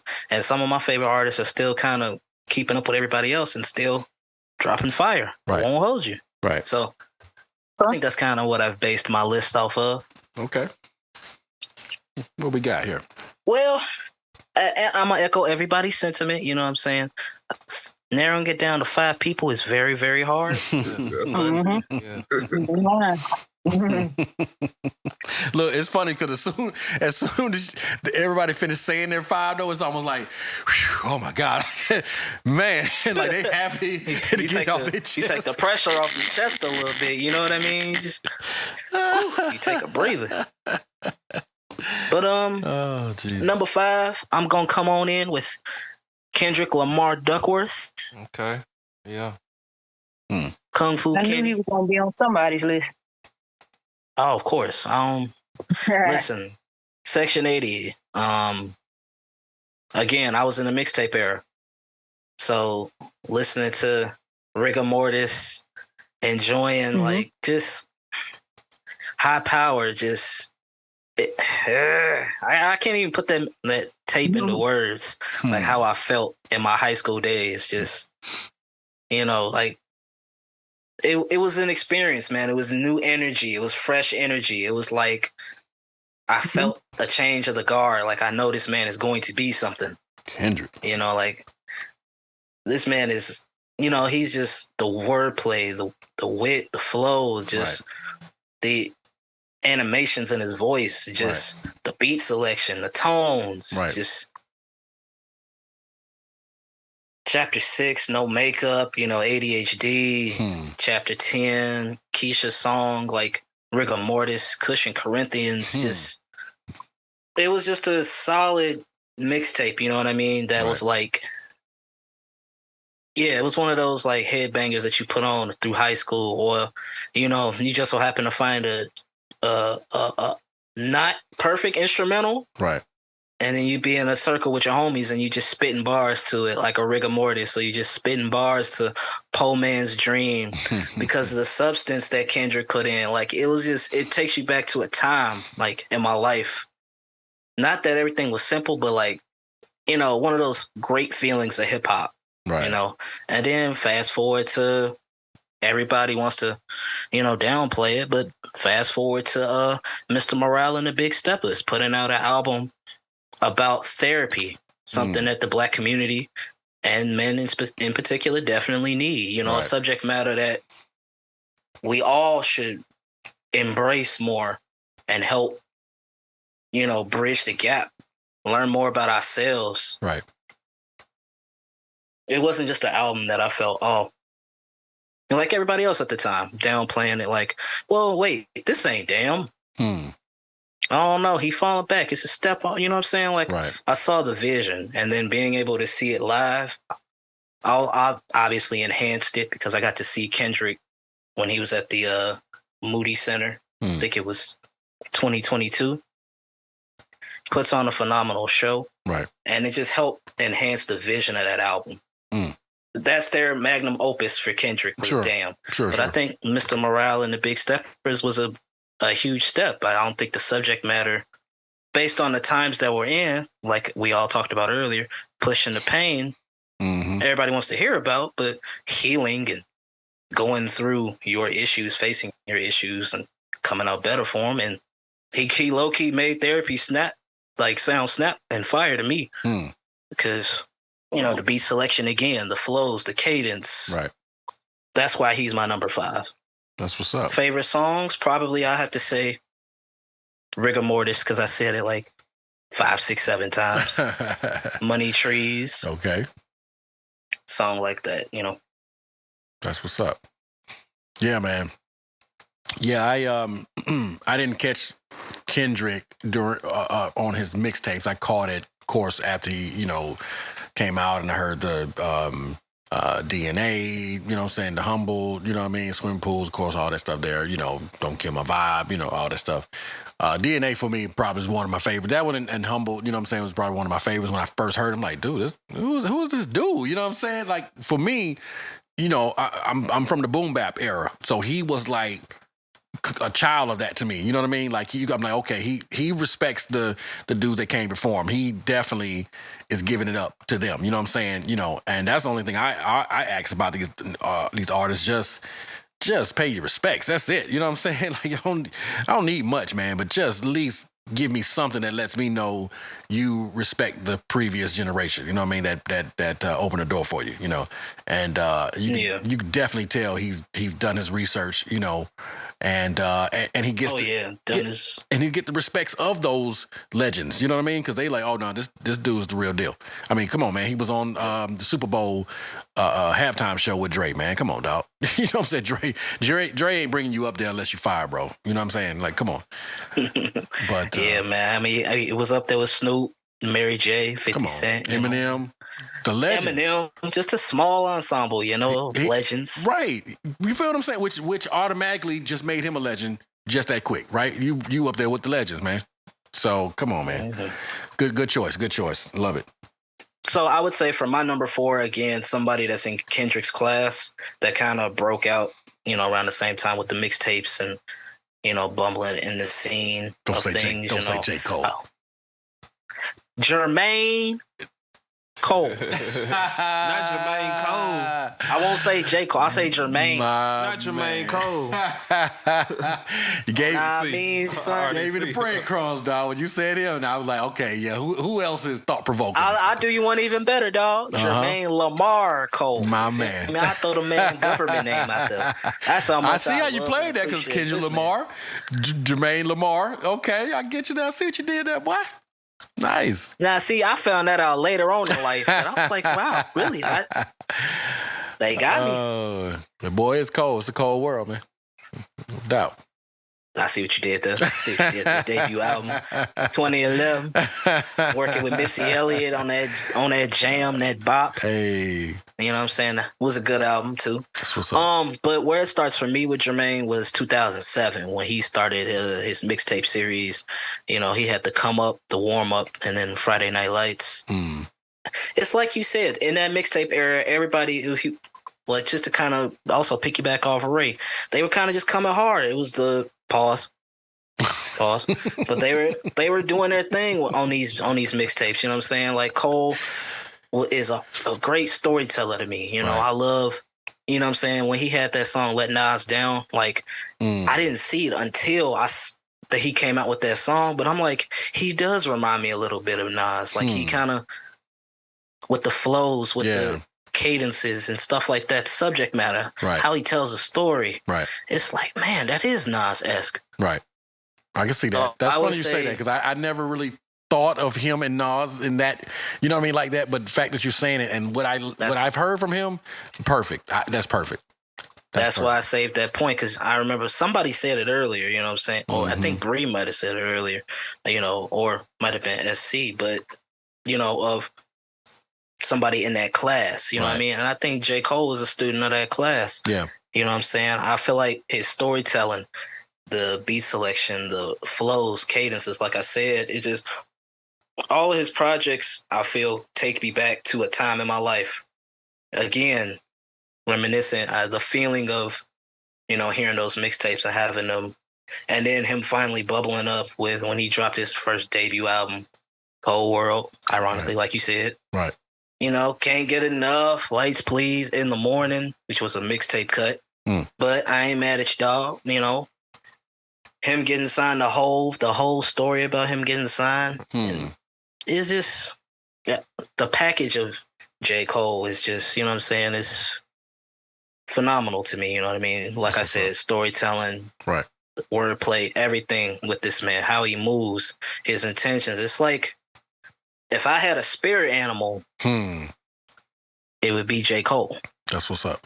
I can see that. You know what I'm saying? Even nowadays, how he, you know what I'm saying, the transition of him, watching him throughout all these years, Right. and just admiring, you know, not only the person he is, the music he makes, his background, his story, everything, you know. It's a topic for a different day. Well, you know, not many people make an album called, you know, The Off Season and then promote it by, you know, joining a team and playing for the league, you know, for a little bit. You know what I mean? Right. That's dedication, you feel me? Yeah. That's hard. But that was one of his dreams. He wanted to either be a hooper or he wanted to rap. Fortunately, rap worked out for him. Right. It made a way for him to be able to do both. Yeah, that's right. Made a way for him to do both. So, favorite songs from him, I could be here all day. But the Vilmatic freestyle off of Friday Night Lights, you know, just that mode of just killing an instrumental and just flawless to me. Rich Niggas off of Born Sinner. That's a song that always makes me think, you know what I'm saying, about the hold of money, right? What we do for it, what people do with it, the mindset that comes with it. I say that's probably like one of my top songs from J. Cole. It's probably Rich Niggas. No doubt. But I had to put him in at number 4. All right. I ain't gonna lie, dog. Okay. So I know that was hard for you to kind of, you know, get these, especially with a Kendrick and a J. Cole, you know what I'm saying, to be your 4 and 5. I'm like, boy, who you coming with, bro? Because, boy. Wait till you hear my honorable mention. I think my honorable mention.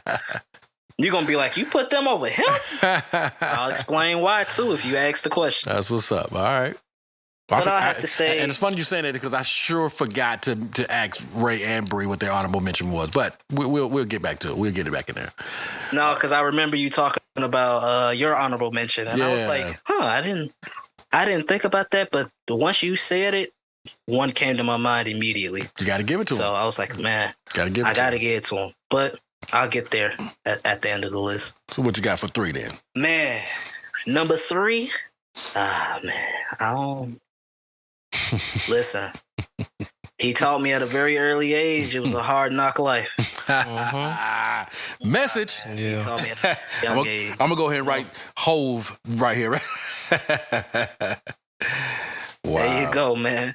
Number 3 is the man himself, Jay-Z. Jigga. Listen, 13 albums, all platinum. Jigga. Subject matter. He was one of the hip-hop influences in my household. Reasonable Doubt, I'll never forget hearing that, just like I'll never forget it was written. Wow. They kind of go hand in hand for me. The first 2 CDs I ever bought with my own money. Was what now? Which ones? Nah, it was written. I bought that one first. Yeah. And then Reasonable Doubt. Reasonable. Okay, that's what I thought you said. That's what I thought. I was gonna say because anybody listening that's real Hove fans is that they know that was man. He hit a lot of albums, dog. They cool blueprints and all that. Yeah. But that Reasonable Doubt, bro, hey man, when I heard that, dog, I was like, who is this dude, bro? I was like, who is this guy? I'm feeling this. You know what I'm saying? Like I'm feeling this. Man, hey, you feel what I'm saying? I'm like, he had a whole different style that I felt like we just hadn't heard yet. You know what I'm saying? And I mean, he was from New York. Yeah, he was kicking with Biggie. He was, you know what I'm saying, all that stuff there. But man, he just came out of nowhere, bro. And he sounded established on his first album, bro. You know what I mean? Like he sounded established. Yeah. Well, you got me excited, dog. It's like for Reasonable Doubt, boy. Woo. Man, can't knock the hustle. Politics as usual. Come on, dog. Politics as usual, my jam. Yeah. Come on, dog. Can I live, bro? Can I live? That's my because he said, "Hey, I keep one eye open like CBS." Oh my God, dog! I was like, "Who is this dude, bro?" They ain't even thinking about the little CBS news thing with the little one eye. I said, "Man, hey, bro, that boy, that cold, man, for real." That's when I knew he was different. Yeah, that's when I knew he was different. Yeah, I was enjoying what I was listening to. Yeah. Now, little side note: my household was a blueprint household. But I'm like, I get it. It's a great album too. Shout It out wasn't Kanye. Reasonable Doubt. Yeah, it wasn't a reasonable doubt, though, dog. You know what I mean, dog? Straight up. But that's probably, I'll probably have to say Allure, 22 Twos. Okay. Probably some of my favorite songs from Jay-Z. Okay. Allure. The businessman he is, like I said, I kind of, in music, the moves he makes, you know what I'm saying? How strategic he is with these. Right. His hustle, the drive, everything. Like, again, the package of Jay-Z is just, it was crazy, bro. You know, like taking that in at a young age and just watching, going back and, you know, enjoying his previous work from what I first heard, then listening to the latest cuts, like Black Album, then Kingdom Come, American Gangster, like. Now, of course, it all, like I said, it was all different variations of Hove. Right. So it's like I can't compare it to Reasonable Doubt. But 444, in my opinion, was one of the most polished Jay-Z's and wiser Jay-Z's than the rest of them. You know what I mean? Kind of just looking back. Yeah. Kind of looking back on everything in his life. You know what I mean? Not just what happened at the time of the album, but that's crazy. Everything. And I thought that encompassed, you know, the Hove that I fell in love with when I was a little boy. You know what I mean? Yeah, it's your boy. Hey, I'm not black. I'm OJ. Okay. Well, that line right there. No, that line right there just enough to be your first line out the gate. Boy, bruh. Good grief, man. The beat. God. Just the beat itself, like for the story of OJ. Yeah. The video, you know what I'm saying, with the old black samba looking, you know what I mean? Man. Boy, stop. It's saying. Like it's like that guy in a guy in the neighborhood that's trying to, you know, he got the stories, man. If y'all listening, and there's game in these stories. Absolutely. Wow. All right. But yeah, I have to put that man in my number 3. Okay. Rub my hands like Birdman over here. What's up, man? 1 and 2 got very dangerous. I did not know what I was doing for a little bit, guys. I won't lie to you. I got lost in the sauce. Oh man. But as of the beginning of this recording, I finalized my 1 and my 2. Because that's how long it took me to figure this out for real. Oh, man. And I think, man, Nas is number 2. I was gonna say. Hey, you put him before Jay-Z. Okay, so Ether won, huh? Ether still winning. All right. Ether won. Ether do go hard, bro. Come on, man. Man, Street Dreams, If I Ruled the World. Street Dreams are made of these. But I tell y'all, the one song that really did it for me, it mind blew me, right? So I'm a kid listening to It Was Written, right? Okay. And I love songs like, you know, what is it? Affirmative Action. I love Affirmative Action. I love the setup. Okay. I Gave You Power was crazy to me. Street Dreams was crazy to me. Those were songs that like blew my mind. And then when I got older and I realized, I went back full circle, like what it was actually about. Man. Nasty Nas. Yes, sir. Has had a wonderful career. You know what I mean? He has not dropped the ball to me. He's an MC that was on Hove tail, man. Yeah. Like y'all said, Ether won to me. Yeah, well, when it was going on. I was only I want to say 4 or 5 years old. Right. When it actually happened. Right. But, you know, in my later years, when I look back on it, yeah, I don't know why everybody said Hove had it, but you know what I mean? But maybe he was the bigger artist. In their eyes. Maybe. I don't know. Yeah. But to me, everybody know Nas won, man. It ain't even a question. You know what I'm saying? Everybody know Nas won, dog. You know what I mean? I was always God's son. You know what I mean? No doubt. See what I did there? Oh, I saw exactly what you did. Oh, I'm looking right at it. 2002. Street Disciple, you know what I mean? That was me. No doubt. And then especially, you know how he Go won ahead. because Jay-Z had to come back with that Super Ugly. You know what I'm saying? Like he had to come back with something because he knew that Nas put it to him, dog, with that ether, man. He had to because the boy won, man. And and he played. He was humble for a minute, man. Jay-Z was coming at him, dog. He wasn't saying nothing for a minute. He finally dropped that, dog. And it was like, because it got to the point where it was like, Nas, you ain't gonna say nothing? You know what I'm saying? Like nothing. And he dropped that, dog. It was like, good grief, bro. That's if you're gonna come with it, that's how you come with it. He said, I got something in the tuck, man. I ain't gonna hold you. I got it right there. You know what I'm saying? I'm trying to be the bigger man. You feel me? I'm trying to No doubt. go about my life, let him go about his life. But nah, man, y'all keep rallying me up. I'm going ahead and drop it. And he's been consistent. He has been consistent, man. You know what I'm saying? He might not have done the numbers that Jay-Z did, you know what I'm saying? But he's been consistent as far as an MC. And then, having this recent victory of his of selling out Madison Square Garden. You know what I mean? All these years later, and you sell out the Garden. You know what I'm saying, dog? Come on, man. It's crazy, man. It's crazy what the politics do. For sure. Like my man SC would say. But, I mean, hey, that's conspiracies for another day, No doubt. Shout out to his little knowledge. He was married to, was it Khalees? Yeah, when her milkshakes all in the yard and all that stuff. Yeah, man. It had brought him to the yard at the time. Yeah, it brought him to the yard. and now she doing what kind of commercial she doing? She did everything now. It's like that's the only song she can do now. You know what I mean? It trips me out. Everything got to be a part of that song. Man. That's funny. But yeah, man. Good stuff. But yeah, man, I had to leave Nas at number 2, man. All right. Now, number 1. Here we go. Drum roll, please. There's only one, man. There can be only one? Yeah. There's only one. And my one, his name is Dwayne Michael Carter Jr. Lil Wayne. I was wondering who's going to double up on some artists over here now. Okay.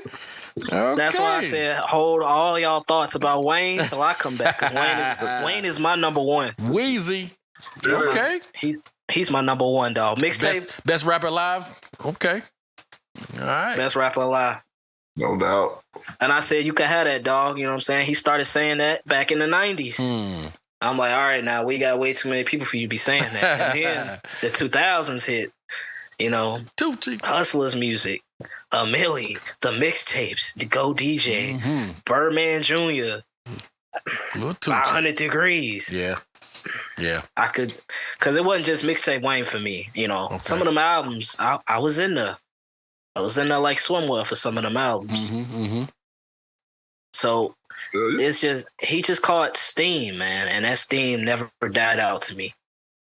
I will never not be amazed at this man's flow, cadence, his ability to keep up with the times, sound relevant, his ability to perform at an award show and change his songs current lyrics. Yeah. I saw that. That was hard. What he did at the sports, like at the ESPYs, I believe it was. He'll never cease to amaze me, man. Never. Like, as long as I'm on this planet, as long as Dwayne's on this planet, he gonna be my number 1, man. I ain't gonna hold you. It's gonna be very hard to unseat that man. Don't you? Wow. All right. Like I said, it's not just mixtape Wayne. Okay. Wayne tough. Wayne, he is, man. Album Wayne too. Okay. And go back to our earlier topic of influencing a generation. Oh yeah, for sure. Saying. Oh, there's a lot of Louises out here. Ain't no doubt about it. Ain't no doubt about it. Wow. The man's influence is everywhere. That's what's up. Boy, we're talented. Yeah, for sure. Ain't no doubt. And he's not done. That's the exciting part about it. Okay. All right, dog. Solid, man. Bro, you got. Yeah. Wayne, Wayne gonna have to be number 1. So what I see with yours, you lyricists, all lyricists, just all lyricists. Period. Okay. Punchlines, flow. Yeah, I got you. Yeah, man. Yeah, it's got me. Okay. Yeah. Boom bap Eric. I'm a boom bap kid. I still feel like at heart. You know what I mean? No doubt. Lyricism. No doubt. I feel that. It's up there for me. I definitely feel that, without a doubt. Okay. And my honorable mention. What you got, dog? Honorable mention is my Chi-Town hero, Kanye West. I knew it. I was about to say, I'm like, come on, don't play with me, man. I know you're in there somewhere. All right. You know what I mean? Yeezy. Wheezy and Yeezy. Need I say more? Need I say more about Wheezy Kanye and West, Yeezy. man? I know, right? From production to drive to hustle to output, catalog. Now, I ain't gonna lie. He did Nas dirty with that Nasir album. I won't let that go. Because I thought Kanye, when he was going to produce Nasir for Nas, I thought it was going to be one of them. Right. But it wasn't. Right. I still ain't let that go yet. Yeah. But output, music, the message he stood for, I don't know about what he stands for now. When I As I'm looking at this picture of him in this trash bag, but yeah, I feel you though. But I'm like, when I fell in love with him, dog, you know, he was talking about being that confidence for you. I'm that shot of espresso. I'm that, you know, I'm the music you listen to when you need to get into a zone for something to help that get you to that next level, that confidence, that creative genius. And I was with it. I signed up for all that. Listen, too many songs. I can't, you know, y'all want me to narrow that down, we'll be here all night. So just leave it at that. Oh yeah. Kanye's my honorable mention. No doubt. Yeah, man. Good stuff. Kanye for sure. That for me, that Can't Tell Me Nothing is just my song, dog. I'm sorry, dog. Like that's probably one of my favorite Kanye songs for me, bro. Oh Wait man. till I get that money right, dog. Come on, dog. Come on, bro. Man, and then then he had Jeezy on there just ad libbing. You know what I mean? It was originally a Jeezy song. Oh, word? Yeah, he took the ad libs and flipped it. Wow, that's crazy. Yeah, good stuff, man. Smart dude. Okay, all right. He said, can I leave your ad libs on this song? Well, yeah, go ahead. Go crazy. Yeah. And they knew. Yeah. All right. That's what's up, man. Good stuff, man. Yeah. Because I was gonna say whatever you don't say about, you know, Yeezy, trust me, he'll say it himself. So you know what I'm saying? It's whatever you miss, he gonna say it too. Yeah. Yeah, man. It's a good dude though, man. Yeah, that's my honorable mention, that's man. Good, that's man. Good, man. Hey, lyricists. Wow, he about the lyricists. Okay. Yeah. You all about them lyricists. All right. Mr. Producer. All right. Uh-huh. I'm gonna do it a little bit unorthodox, so y'all gonna be mad, but we're gonna start off with Silk the Shocker. Why would we be mad? What? Stop playing, dog. Birdman. What? Come on, man. Die line. I see what he doing. Nah, on the real, I was almost writing Silk too. I was gonna put Blueface right after that. Yep. Hey, thought about that. Laughing at the moment real quick. These are in no particular order, and to add on to what I was saying, it was hard to come up with this 5 because I'm inspired by a lot in music, and I couldn't add groups, so I was inspired by a lot of groups too. As far as solo artists, I think the first person I want to go with is Tyler, the Creator. Okay. Like, I can see that for you. Yeah, because tough, bro. Yeah. Lyric wise, artist wise, them albums is crazy. And his influence, he influenced by Stevie Wonder. He influenced by Pharrell. Like all the artists that you might be like, oh, this was the bop. He takes all that, put it into his own, and yeah, he dope. Oh, I already know. I know who else is on this list. Yeah. I know who on this list. And that's all. And as a fan, a fan of the post, as a fan of the pre-Flower Boy too, like he's just an overall around artist, man. Yes, I'm telling you, he was doing stuff that other people was looking at him like, who is this kid? Yes. What? He eating roaches in a black and white video? Who is this kid? But I ain't gonna lie, the man he's done an organic rise to the top, bro. Yes. That man is different. No doubt. Tyler, Creator. Golf Wang. Any songs that see, or you just Tyler in general? Oh man, in general, because like, all right, so let me see what I got on this list real quick. I like 911, Mr. Lonely. He just dropped some new stuff though, and I cannot, off the top of my head, I can't tell you the name of the songs, but he just dropped some new stuff with some videos and like. Is it okay? Because he did one for Heaven to Me. He did one to Dogtooth. One of them was Dogtooth. Sorry, not because he sorry. re-released them. Because he released the album and then I think he did like a deluxe or something and dropped the videos. Yeah, he did the deluxe. Yeah. Okay. But if I'm not mistaken, I think those are the 3 songs he got a video for. Sorry Not Sorry, Dogtooth, and what's the other one? With the one where he talking about, you better be getting ready. You taking too long to get ready. When he talking to the girl. And then he got, talking about Come On, Let's Go. yeah, and then he got this song with Charlie Wilson. So a couple of them with Charlie Wilson. So yeah, creative genius. Let me see. No particular order. I just want to get these names out. I'm putting them in order for you. Don't worry about it. I got you. Jay-Z. Okay. Jay-Z is one of them.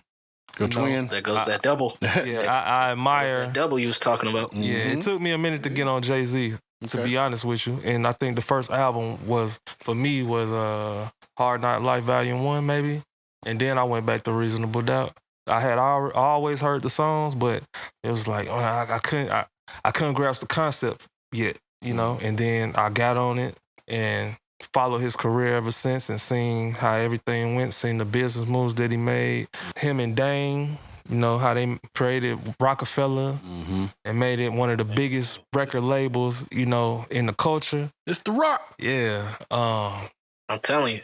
As far as the song, can't tell you, but he one of them ones, you know, creative genius, businessman, flow, cold, storytelling. You know, and he got married to the queen, Queen B. Who else we got? Got the hottest chick in the game wearing my chain. Wearing my chain. Next, I want to go to Kanye West.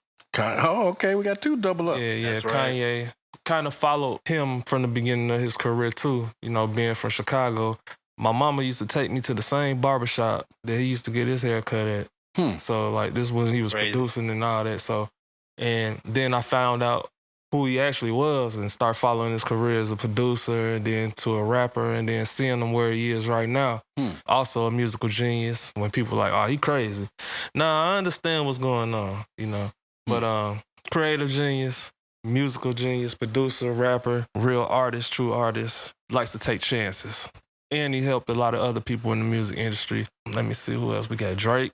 A real genius. Yeah, genius, yep. I was wondering if Drake was going to make one of these lists. All right. Drake, Drizzy. smart, creative. I follow his career a little bit from the beginning, too. Wait, so no song from Ye, SC? One of those, like... Oh, man. Nah, because he got so many. So I followed him from the beginning, that graduation, you know, the college dropout. I was alone for that ride from the college dropout. Storytelling, like I felt like I was there with him. You know, he talking about he working at the Gap, manager getting on his nerves. You know, spaceship. I'm telling you, bro. You know, so like we gonna get out of here. Yeah, so all of that. That's a little spaceship, and we gonna get out of here. And I could picture that. You know, like I'm in Chicago and I'm listening. I'm like, oh, okay, I know exactly what he talking about. I know that feeling. You know, even though I was a little bit younger, but I could understand. I could relate to everything he was talking about. So yeah, all the albums, that little college dropout, late registration, all those, graduation, you know, that whole, was that a trilogy? Yeah. Yeah, it actually was. It was a trilogy. Okay, yeah. But no particular song. Dropout, late registration, graduation. Spaceship. Okay. And then, all right. Just off the top of my head. Drake. And then we need a number 1 now. Number 1, Future. No, he didn't get it. No, he didn't get into. That ain't no particular order. Drake. You putting them in the order. I'm putting them in order because, I mean, we got to put them in some kind of order. You know what I mean? I'm just naming them. You know? I mean, I'm just naming them. That's why I say I'm going to do it unorthodox and y'all probably going to be mad, but hey, it is what it is. No, SC didn't really get into Drake. I kind of jumped back to Kanye before he could get into why he mentioned Drake. So. Yeah. I admire his artistry. He's lyrical, you know, actor. He's also one of those ones that's creative, you know. Like I kind of study him, and I studied like the moves that he made throughout his career.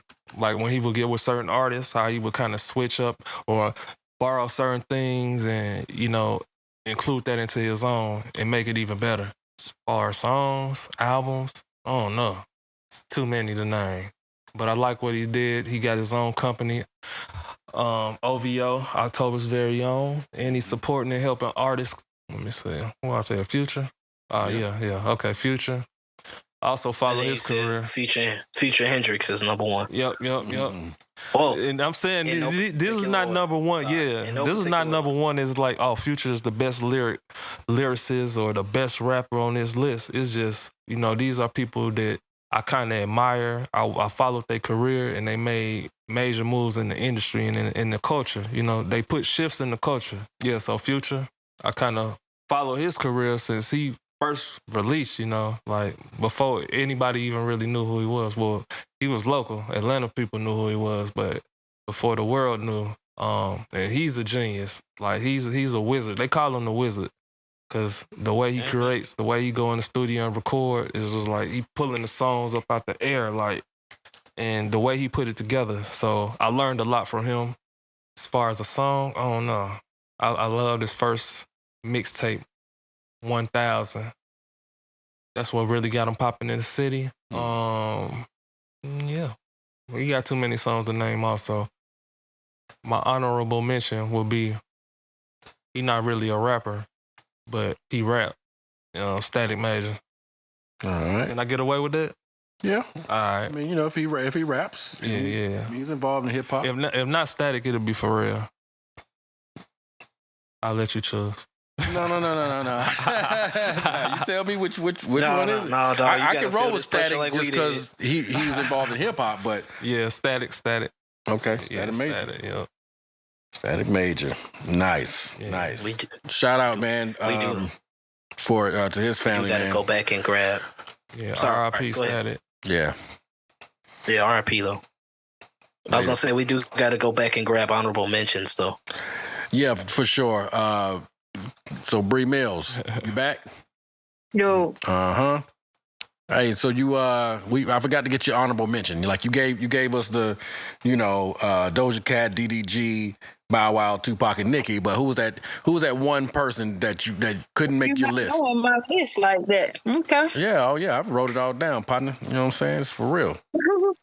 But who's that one person that you wish could have been in your top 5 that you didn't get a chance to mention? Oh man, this is I don't know. That I have no idea, so I'm just gonna say somebody. Okay.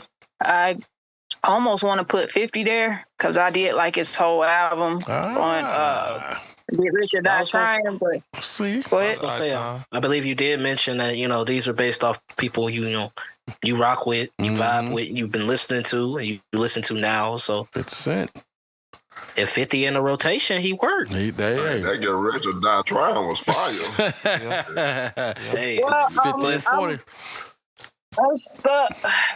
See, it could either be 50 T.I., Cash Money, or you did say that though. She did say that in the beginning because she was like, I wanted to put Yeah, I so and so at number one, 50 or Ti, or she did say that. Well, we'll just make it easy on you. We'll give you 2 honorable mentions, and that's your 50 and T.I. right there. You know what I'm saying? Yeah. 50 a good one. No, I don't. Now, why you want to go and do that? Yeah. Well, T.I., yeah. I like the old. I like the old Tip. Me so too. I'm giving it to Tip because That's right, when I was in school, I played him a lot. So he was Urban laid legend. back. I just like the style and all that. You asking what album? I'm serious. yeah, I was just gonna say I'm serious. Yep, I'm serious. Yeah, it might be. I'm serious. It might be that album or King was or good too, though. I was cool with you. T.I. versus Tip. I ain't like that everybody was like, shutting him down versus wise, because I'm like, this man does have a catalog, and y'all are sleeping. Yeah. I ain't got no respect on T.I. catalog. Yeah. You can put it to somebody. Yeah, that's true. All right. It's Okay. CBR. Yeah, we're gonna get one honorable mention. So CBR, you got your honorable mention Yeah, I'm gonna roll with UGK. already. Okay. Ooh, I forgot about UGK. Already. That just Yes. just changed some things for me. I'm glad you say that because now that just made my thing a lot easier. Man. Good. All right, man. Man, oh man. Yeah. All right, man. Y'all bringing groups into this and stuff. All right. That's a cheat code. But, hey, Oh, for the sake of hip hop, Good stuff. All right, so we wouldn't be nowhere without him. Oh, man, I forgot about somebody. Oh, I forgot about Dre. it's like Dr. Dre. No, Andre 3000. Oh, yeah. Yep. Shit. Yep. I included him in the group, so I wasn't gonna say but Yeah. yeah. Well, I mean, hey, look, Hey guys, just remember we do have a part 2. I dropped the Absolutely. news for everybody else. Dropping the bomb now. This is only part 1, guys. Only part 1. We're coming back with more stuff. So we definitely can circle back. You know, for anybody y'all forgot now, can always be brought up later. Okay. Okay. All right. Okay. So honorable mention tip for Bree, UGK for CBR, Yeezy for Static X, Major. and then Static Major for SC. No doubt. All right. Cool. All right, man. Well, look, man, I guess I'll bring this thing on up. That drum. Yeah. All right, Mr. Finale. Mr. Finale. Yeah. Come on now. Come with it. The closer. All right, Mr. man. Hey, listen. What's this criteria, Mr. Close? I'm gonna say it like this.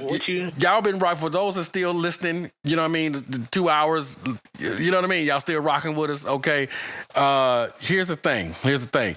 I'm gonna try to end this off real quick, man. I feel like I was really loving y'all list. I'm telling y'all straight up, because the main reason I was loving y'all list is because y'all weren't saying anybody that I had for one. You know what I mean? So I was like, yo, and everybody was like, I like him because it is. And I felt every last one of y'all. Like, I'm serious, man. Like, everybody that y'all broke down and the reason why y'all liked him, I was feeling it, man. Y'all was getting me excited to go listen to these people's music. You know what I mean? Because I'm like, oh, I get to get to know y'all even better if I listen to the people that y'all listen to. You know what I'm saying? You know, and I thought that was real cool. You know what I mean? So I can just imagine what our listeners are thinking as they try to get to know us by what we listen to. You know what I'm saying? So I thought it was cool. And I was like, man, we are really given a wide range of artists here. You know what I'm saying? You know, everybody's not saying the same thing over and over. You know, every now and then you had one person like, you know, Jay-Z and Jay-Z. But I mean, come on, it's Jay-Z. You know what I'm saying? Like, of course he's going to be on this list somewhere, you know. But it wasn't just Biggie and this and that and such, you know, the same old people all the time, man. So it was cool watching y'all list, man. So for me, I'm starting off with somebody that hasn't been said, and people going to probably be like, who is that? But my number 5, yo. So wait, What's up? this is more of a inspiration list. People you love, like yeah. This is you know, just like y'all. Like they meant something to me. They said something to me. You know what I mean? Because I mean, y'all don't. You know, the people that y'all have, not everybody is like considered. You know, something that somebody has listened to all the time. There's people who don't listen to Kendrick. You know what I'm saying? You know, it's people who haven't heard of Mo3. You know what I mean? Fat Pats and, you know, Zeros and whatever. So that's why I was saying I was loving it, because y'all said the people that really moved y'all. You know what I mean? And that made me feel like, oh, my list is legit then, you know? And so that's what it was for me, X. And starting with number 5 is that boy Tila. And man, let me tell you something, man. Tila. Yeah, exactly. I'll talk about it. Exactly. I'll talk about it. I'll talk about it though, dog. You know what I mean? Tila, man. Hey, man, let me tell you something. The boy gets slept on so much, man. I'm telling you. Tela. Tila, all right? Straight out of Memphis. You know what I'm talking about? You know what I'm saying? Show enough. Yeah, come on, man. Girls with no clothes showing love, taking that in the third showing love. Yeah. Girls with no clothes showing love, taking that in the club doing what? It was this girl that I knew back from 86. Graduated, made it from the college sticks. Hey, man, listen, let me tell you something. And then that, I'm so tired of balling. It's just too many chickens on my... Hey, man, let me tell you something. That boy there, man, if you listen to his albums, I promise you talking about somebody spitting something and spitting some game, man, dude, the dude is like a player, dog. He's just so fly with the stuff he says, and a lot of people just slept on him, man. But that's why he rolled with what I'm saying, 8 Ball MJG first, because he was on there, Tony Draper's album, you know what I'm saying, the Suave Records, you know what I mean? And then I guess they had a falling out and such, and then that boy Jay Prince, like he does, swooped right on in, scooped him on up, and was like, hey, you come on over here to rap a lot, you know what I'm saying? We got you, bro, you know what I mean? Boy, Jay Prince, boy, Come on, I tell dog. you about Jay Prince. Come on, dog. So, Oh. you know, he came on up in that thing, man. So he rolling with Face, you know what I'm saying? All them boys over there got that song, Faces, you know what I'm saying, with Scarface. Yeah, You know what I mean? bro, Too short. I remember this dude, bro. Devin. I just Come on, remember bro. his name. Now shit, he can go back in my rotation. You feel what I'm saying? Yeah. You know it, Tila. Come on, dog. You know what we be on, bro. Come on, man. So Yeah. that's what I'm saying, dog. You know what I mean? That it just Talk about it, y'all. it just keep me going. It get me pumped up, dog. You know what I'm saying? I'm just riding to some Bro, Tila. That's that good music, man. Come on, And bro. I remember the Clubhouse, man. That shit is crazy. Yeah. Yeah. That took it. What's wild about exactly, bro? You know what I'm saying? So I mean, and we talking about the songs. You know what I mean? I mean that table dance is fly. Bring them out. You know what I'm saying? Bring them out. What them on that and what them good that. You know what I'm saying? It's just fire, man. You know what I'm saying? But like I said, one of my favorite ones though, really is a song he got called "Peace of Mind." It was actually the name of his album. You know what I'm saying? When he came out on Suave, "Peace of Mind" is just one of them songs when you put on, man. Good God, dog! I'm telling you, it just. Put you something, you know what I'm saying? Might even put you a little something in the air, something, you know what I mean? Sip on a little something, whatever you're gonna do, and just play that song, man. You'll be like, okay, I get it now. I see why. You know what I'm saying? Tila ain't nothing to be played with, dog. That's what I'm talking about. You know? Reflective music, bro. That makes Absolutely. you push you in a zone. You would feel this because Helps he's you, thought provoking. I promise you, X. Like I could give you some songs to listen to. You'd be like, okay, yeah, the boy thought provoking. He just from the South though. You know what I'm saying? You know, he just from the South, bro. You know what I mean? So that's definitely my number 5. I got his name right here. Tila, dog. Right here. You would not be. Tell him, Ray. You won't be disappointed, bro. I promise you, for real. Straight out of Memphis. All right, so my number 4. I definitely had to, you know, like I said, starting this thing off, man, give it up to the ladies, you know, for sure. And this particular female right here, man, she made a major impact on the industry. You know, her accolades, you know what I'm saying, her accomplishments still have not been, you know what I mean, surpassed, I would say. And that's my girl, man, Miss Lauryn Hill, man. You know what I'm saying? Definitely Miss Lauryn Hill, man. You know, for that Miseducation of Lauryn Hill, for sure. You know, she won 5 Grammys. Top 5 right there. I'm just saying, Man, dog. I don't know why y'all do this to her, bro. One album. I don't know why y'all do that. Hey, I'm just saying, bro. That's all she needs. I Listen, wanted to put her. that's how great you are when you only have that one album. And your one album is still crushing everybody else years later. You know what I'm saying? Still, they can't outdo her numbers. You know what I'm saying? The 5 Grammys. You know what I mean? Like, come on, man. So, and yeah, I know, you know, they always say she's weird or she this and whatever, but just like SC say, you know, she's just misunderstood. You know what I'm saying? The misunderstood of Lauryn Hill, I would say. Yeah. You know what I mean? That's the remix album. Misunderstood. You know what I mean?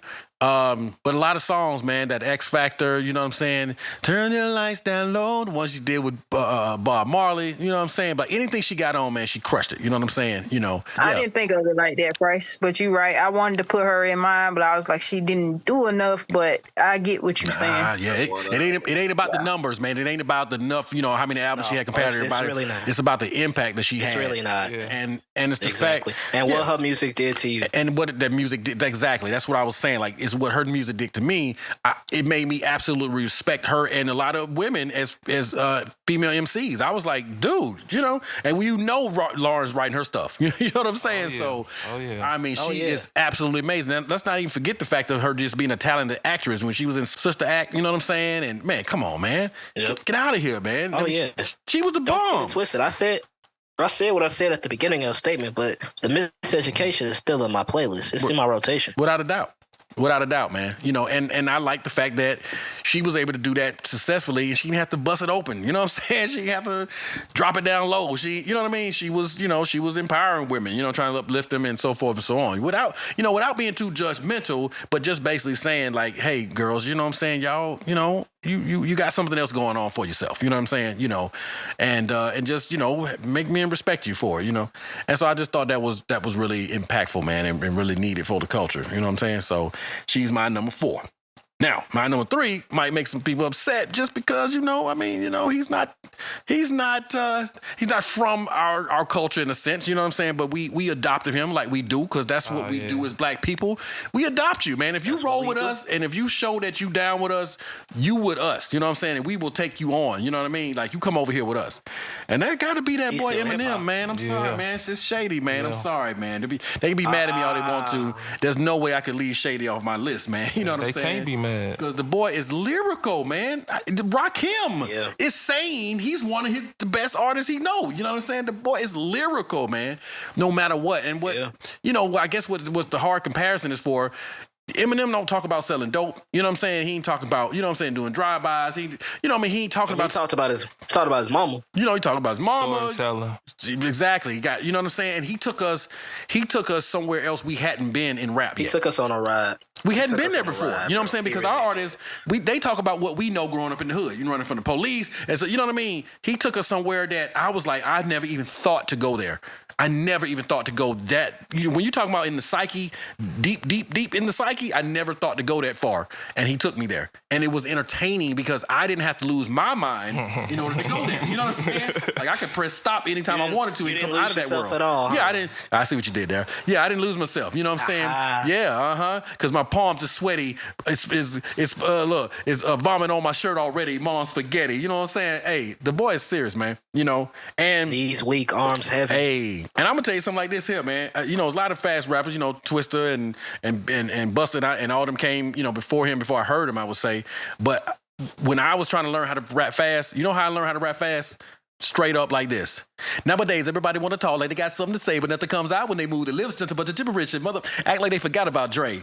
I swear to you, man. I mimic Eminem saying that right there, and I learned how to rap fast from that right there. And I tell that to some people, they be like, "What? You mean like Busta?" And I'm like, I couldn't. You know what I'm saying? But with him, I could because he rapped fast enough, but slow enough for me to actually be able to understand what he was saying. You know what I mean? So I got to give up to that boy, man. And it was hard to keep him out my. Keep him out my five. I ain't gonna. Yeah. You explained that well, bro. Appreciate it, man. Appreciate it. Yeah. And so for me, that song was what X just mentioned, Lose Yourself. You know what I'm saying? I felt like that's it, man. He gave you his life already in 8 Mile, and then for him to have the song about it where he's kind of talking about himself, but not talking about himself. He's talking about the character of Rabbit. You know what I'm saying? Even to the point of this is no movie, no Mekhi Phifer. You know what I'm saying? I'm like, this boy is ridiculous, man. Genius. He is a genius, bro. Come on, yo. Yes, I thought the same thing. Yep. Mm-hmm. So my number 3 is definitely Slim Shady. You know what I'm saying? Marshall Mathers himself. My number 2, and I'm gonna do this, man, because I'm like, maybe I didn't read the rules or something because I didn't know it was certain stuff we couldn't do. But my number 2 is Outkast, more specifically. Okay. Come on, SC. You said it already. Come on, man. Andre 3000. Come on, man. Ice Cold. Hey, man, Dre 3 stacks, man. Come on, dog. Ice Cold. Come on, dog. You know what I'm saying? You are the prototype. I'm just saying, listen, man, I was in ATL watching these boys come up. So I'm there from Southern Playalistic, Cadillac, funky music. Like I'm graduating around that time. You know what I'm saying? And I'm listening to this dude and I'm like, even though he was started off on some hood stuff, you could tell he was always different. Like Big Boy straight hood, you know what I'm saying? And no disrespect me because I like him too. And I learned to appreciate Big Boy even more as, I got older. But it was always Dre for me because Dre just, like Eminem, took me somewhere else. And as a matter of fact, speaking on that, Eminem says that Dre is one of his favorite artists because you never know which way Dre is going to come on the song. Like you never know until he starts spitting what he's actually going to talk about. You know what I'm saying? Like it don't even matter what the name of the song is. When he was on Unk's Walk It Out remix, you know what I'm saying? Yeah. He wasn't even really talking about that. He's talking about some whole other stuff. And I was like, yo, he still sound hard, bro. But yeah, Dre would take you there. Dre is like your rapper's favorite rapper. You know what I'm saying? All the New York people respect him. Everybody everywhere respect Dre. And there's no doubt about it, right? And so, like everybody else, I put him in a group, man. Absolutely. Thought he was just soloing. Yeah. You know what I mean? But hard to keep him out, too. Yeah, got to do it, man. Got to do it, Simply because, to be honest with you, they had that one album where they had that speaker box and the Love Below. I mean, that was solo enough, right? I'm just saying, you know what I mean? So, but yeah, man, so that song for me was Elevators.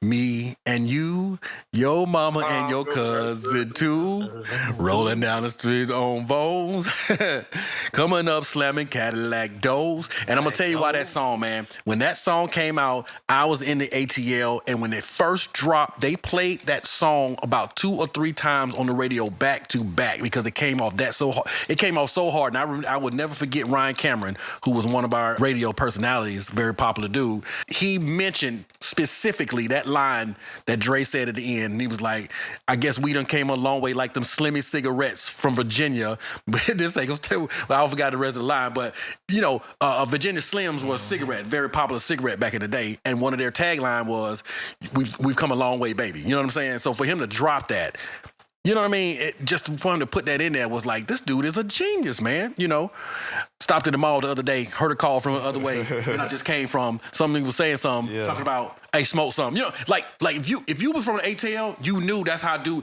hey, smoke something, y'all. You know what I'm saying? That's just how it was certain stuff, the way they talked, and he was still intelligent enough to put it in a way that the dope boys could feel it.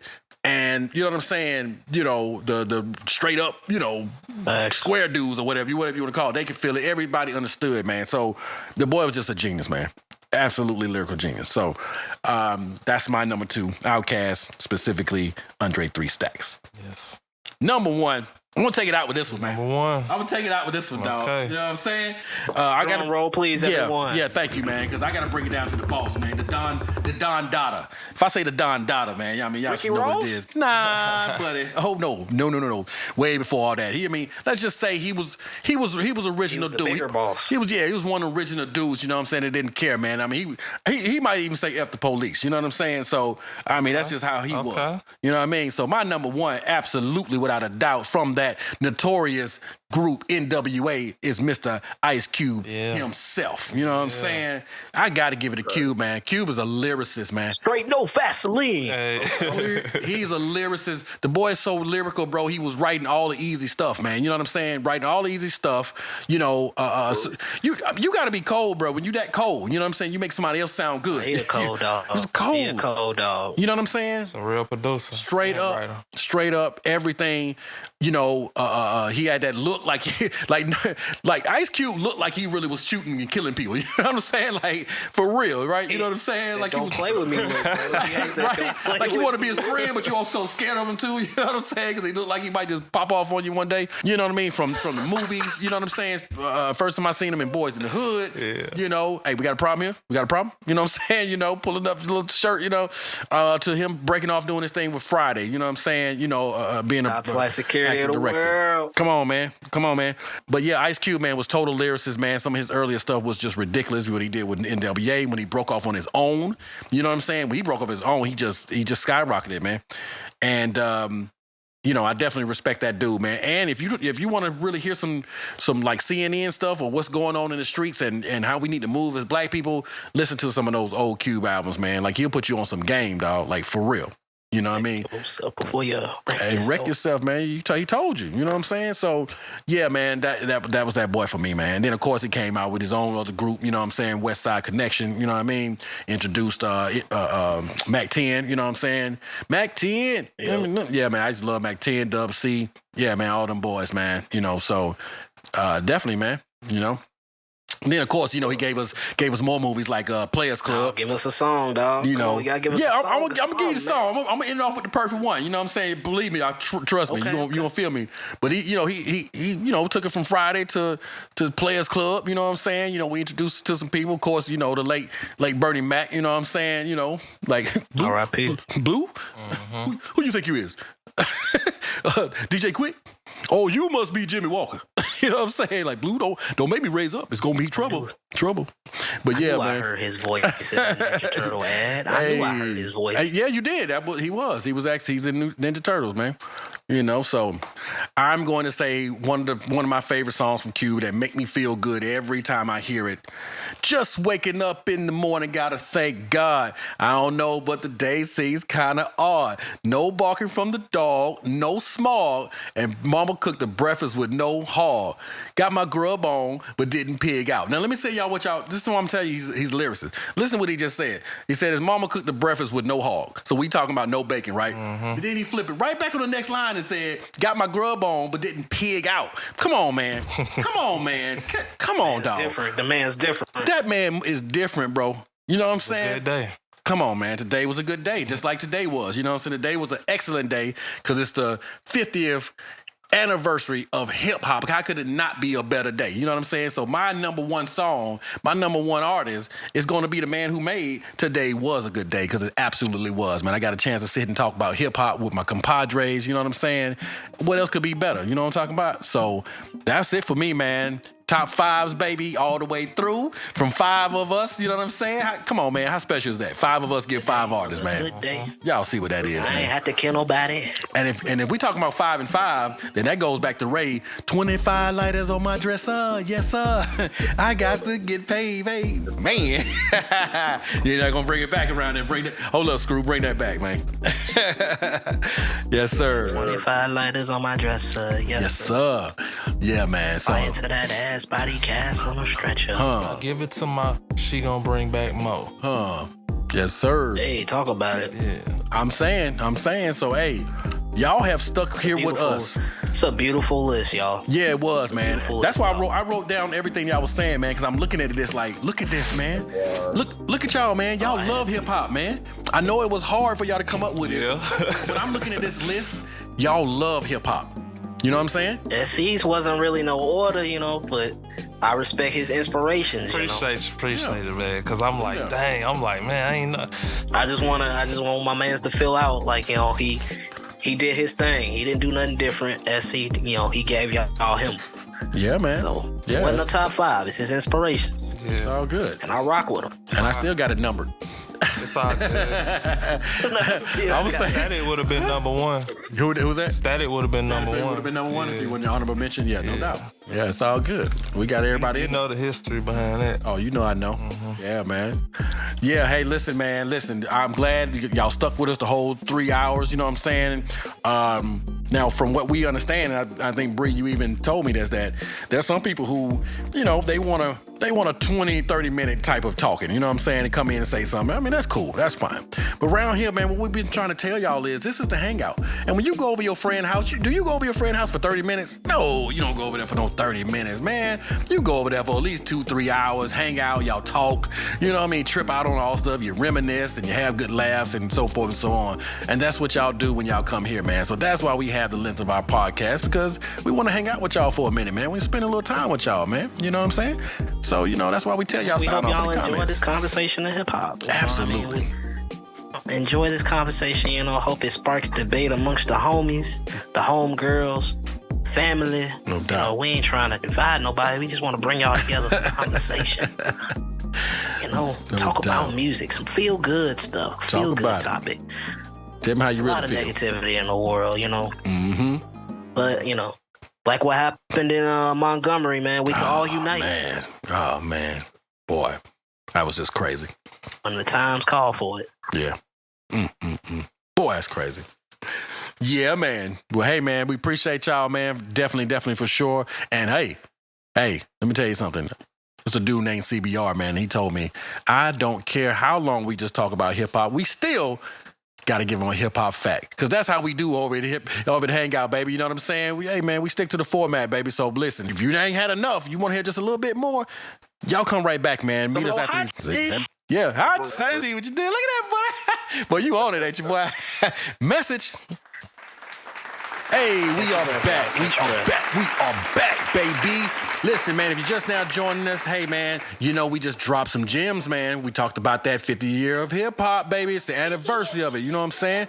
Hey, we definitely talked about the beginnings, where it is now, where we think it's going, and you know we had to drop our top 5 artists, man. You know what I'm saying? So go back and check that out, man. Just hit that rewind button, baby. But now it is time, as we do right now, we just dropping the hip-hop fact for you, baby. You thought we was done. You really thought we was done? No, man, this is how the show go. We're gonna drop a hip-hop fact for you, baby.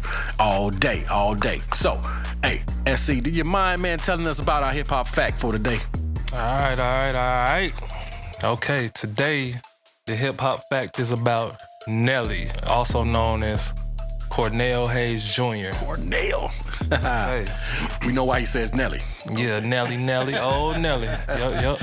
Nelly grew up in St. Louis and embarked on his music career with the southern hip hop group St. Lunatics. This included Ali, Murphy Lee, Slow Down, The Dancer, Keywan, and Nelly's brother City Spud. He began his solo career in 2000 with his commercial debut album, Country Grammar, of which featured the track and single, Ride With Me. It was a top 10 hit. The album peaked at #1 on the US Billboard 200 chart and became Nelly's best-selling album to date, selling over 8.4 million copies in the United States. His following album, Nellyville, produced the #1 hits Hot in Here and Dilemma, featuring Kelly Rowland, along with the top 5 single, Air Force Ones. Yes, sir. Featuring Murphy Lee and the St. Lunatics. Even when he was saying the other thing, Got it, bro. I'm like, don't tell me you be feeling good one day in your car, you riding. If you want to go into the ride with me into the van, hey, it's all about the money. Hey, he's the reason why Air Force One. I was just about to say it. No doubt. I was just about to say it. He's the reason. Yes. Nelly the reason the prices went up. All day. Today's price ain't yesterday's Ain't price.